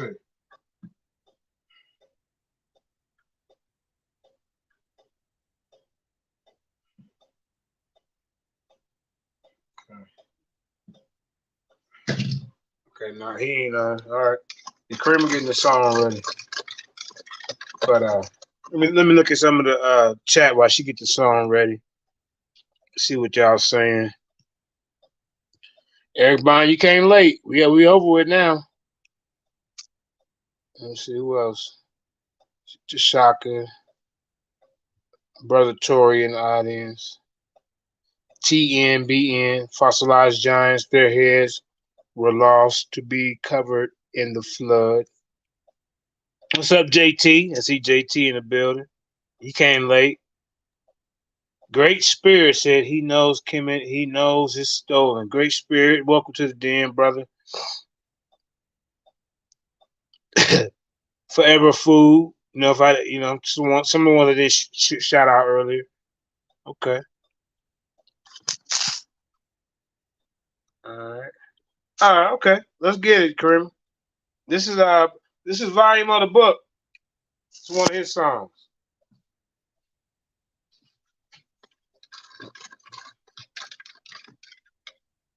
Israel. Trying to live right in this wicked kingdom. But our time is coming real soon. It's been a long time, but it's coming real soon. It's gonna be okay, so I can't stop. I won't stop. Israel, don't stop. Everything that you're going through, suffering, trying to stay faithful in the truth. I know it's hard, but don't stop. Don't stop. Israel, don't stop. 'Cause when that day comes, when them chariots come in the sky, everybody's gonna know why. They gon' know he's gonna give us all. Yeah. We're the chosen ones. Yeah. We gon' get the kingdom. And all our enemies gonna pay. Man, I wanna see that day. I wanna see it. He's gonna give us all. We're the chosen ones. We gon' get the king. Can you believe what the Bible says? Get ready for the good times up ahead. I'm telling you, don't stop. Stay focused, y'all. In a minute, we gon' be in the kingdom, yeah, yeah. You don't believe it? I don't really care. I can't wait to see it. I just wanna be there. Israel, if you're with me, let me know you're with me. Say yeah. When them chariots come in the sky, everybody's gonna know why. They gon' know he's gon' give us all. He's gon' give us all. We're the chosen ones. We gon' get the kingdom, yeah. And all our enemies gonna pay. Yeah, they're gonna pay. I wanna see that day. I wanna see that day. He's gon' give us all. We're the chosen ones. We gon' get the kingdom. When I see the Savior, when I see the Savior in front of me, oh, what I'm gonna do, I don't know. I'm so happy then. I don't know. My knees in there. My hands in the air. Oh, sweet home. In the land of Israel where we belong. Oh, then we can sing the songs of Zion, y'all. Oh, what a happy day. That's what I'm waiting for, yeah. When them chariots come in the sky, when they come, everybody's gonna know why. Oh, why? He's gonna give us all. We're the chosen people. Oh, yeah, yeah. And all our enemies gonna pay. Man, I wanna see that day. I wanna see it. He's gonna give us all. We're the chosen ones. We gon' get the kingdom, yeah. See, the Bible says that it's a righteous thing to recompense tribulation to those that trouble you. We gon' get the kingdom, yeah. After everything they did, we gon' get them back and then we gon' get the kingdom, yeah. I know some of y'all don't like that, but that's the truth, oh yeah.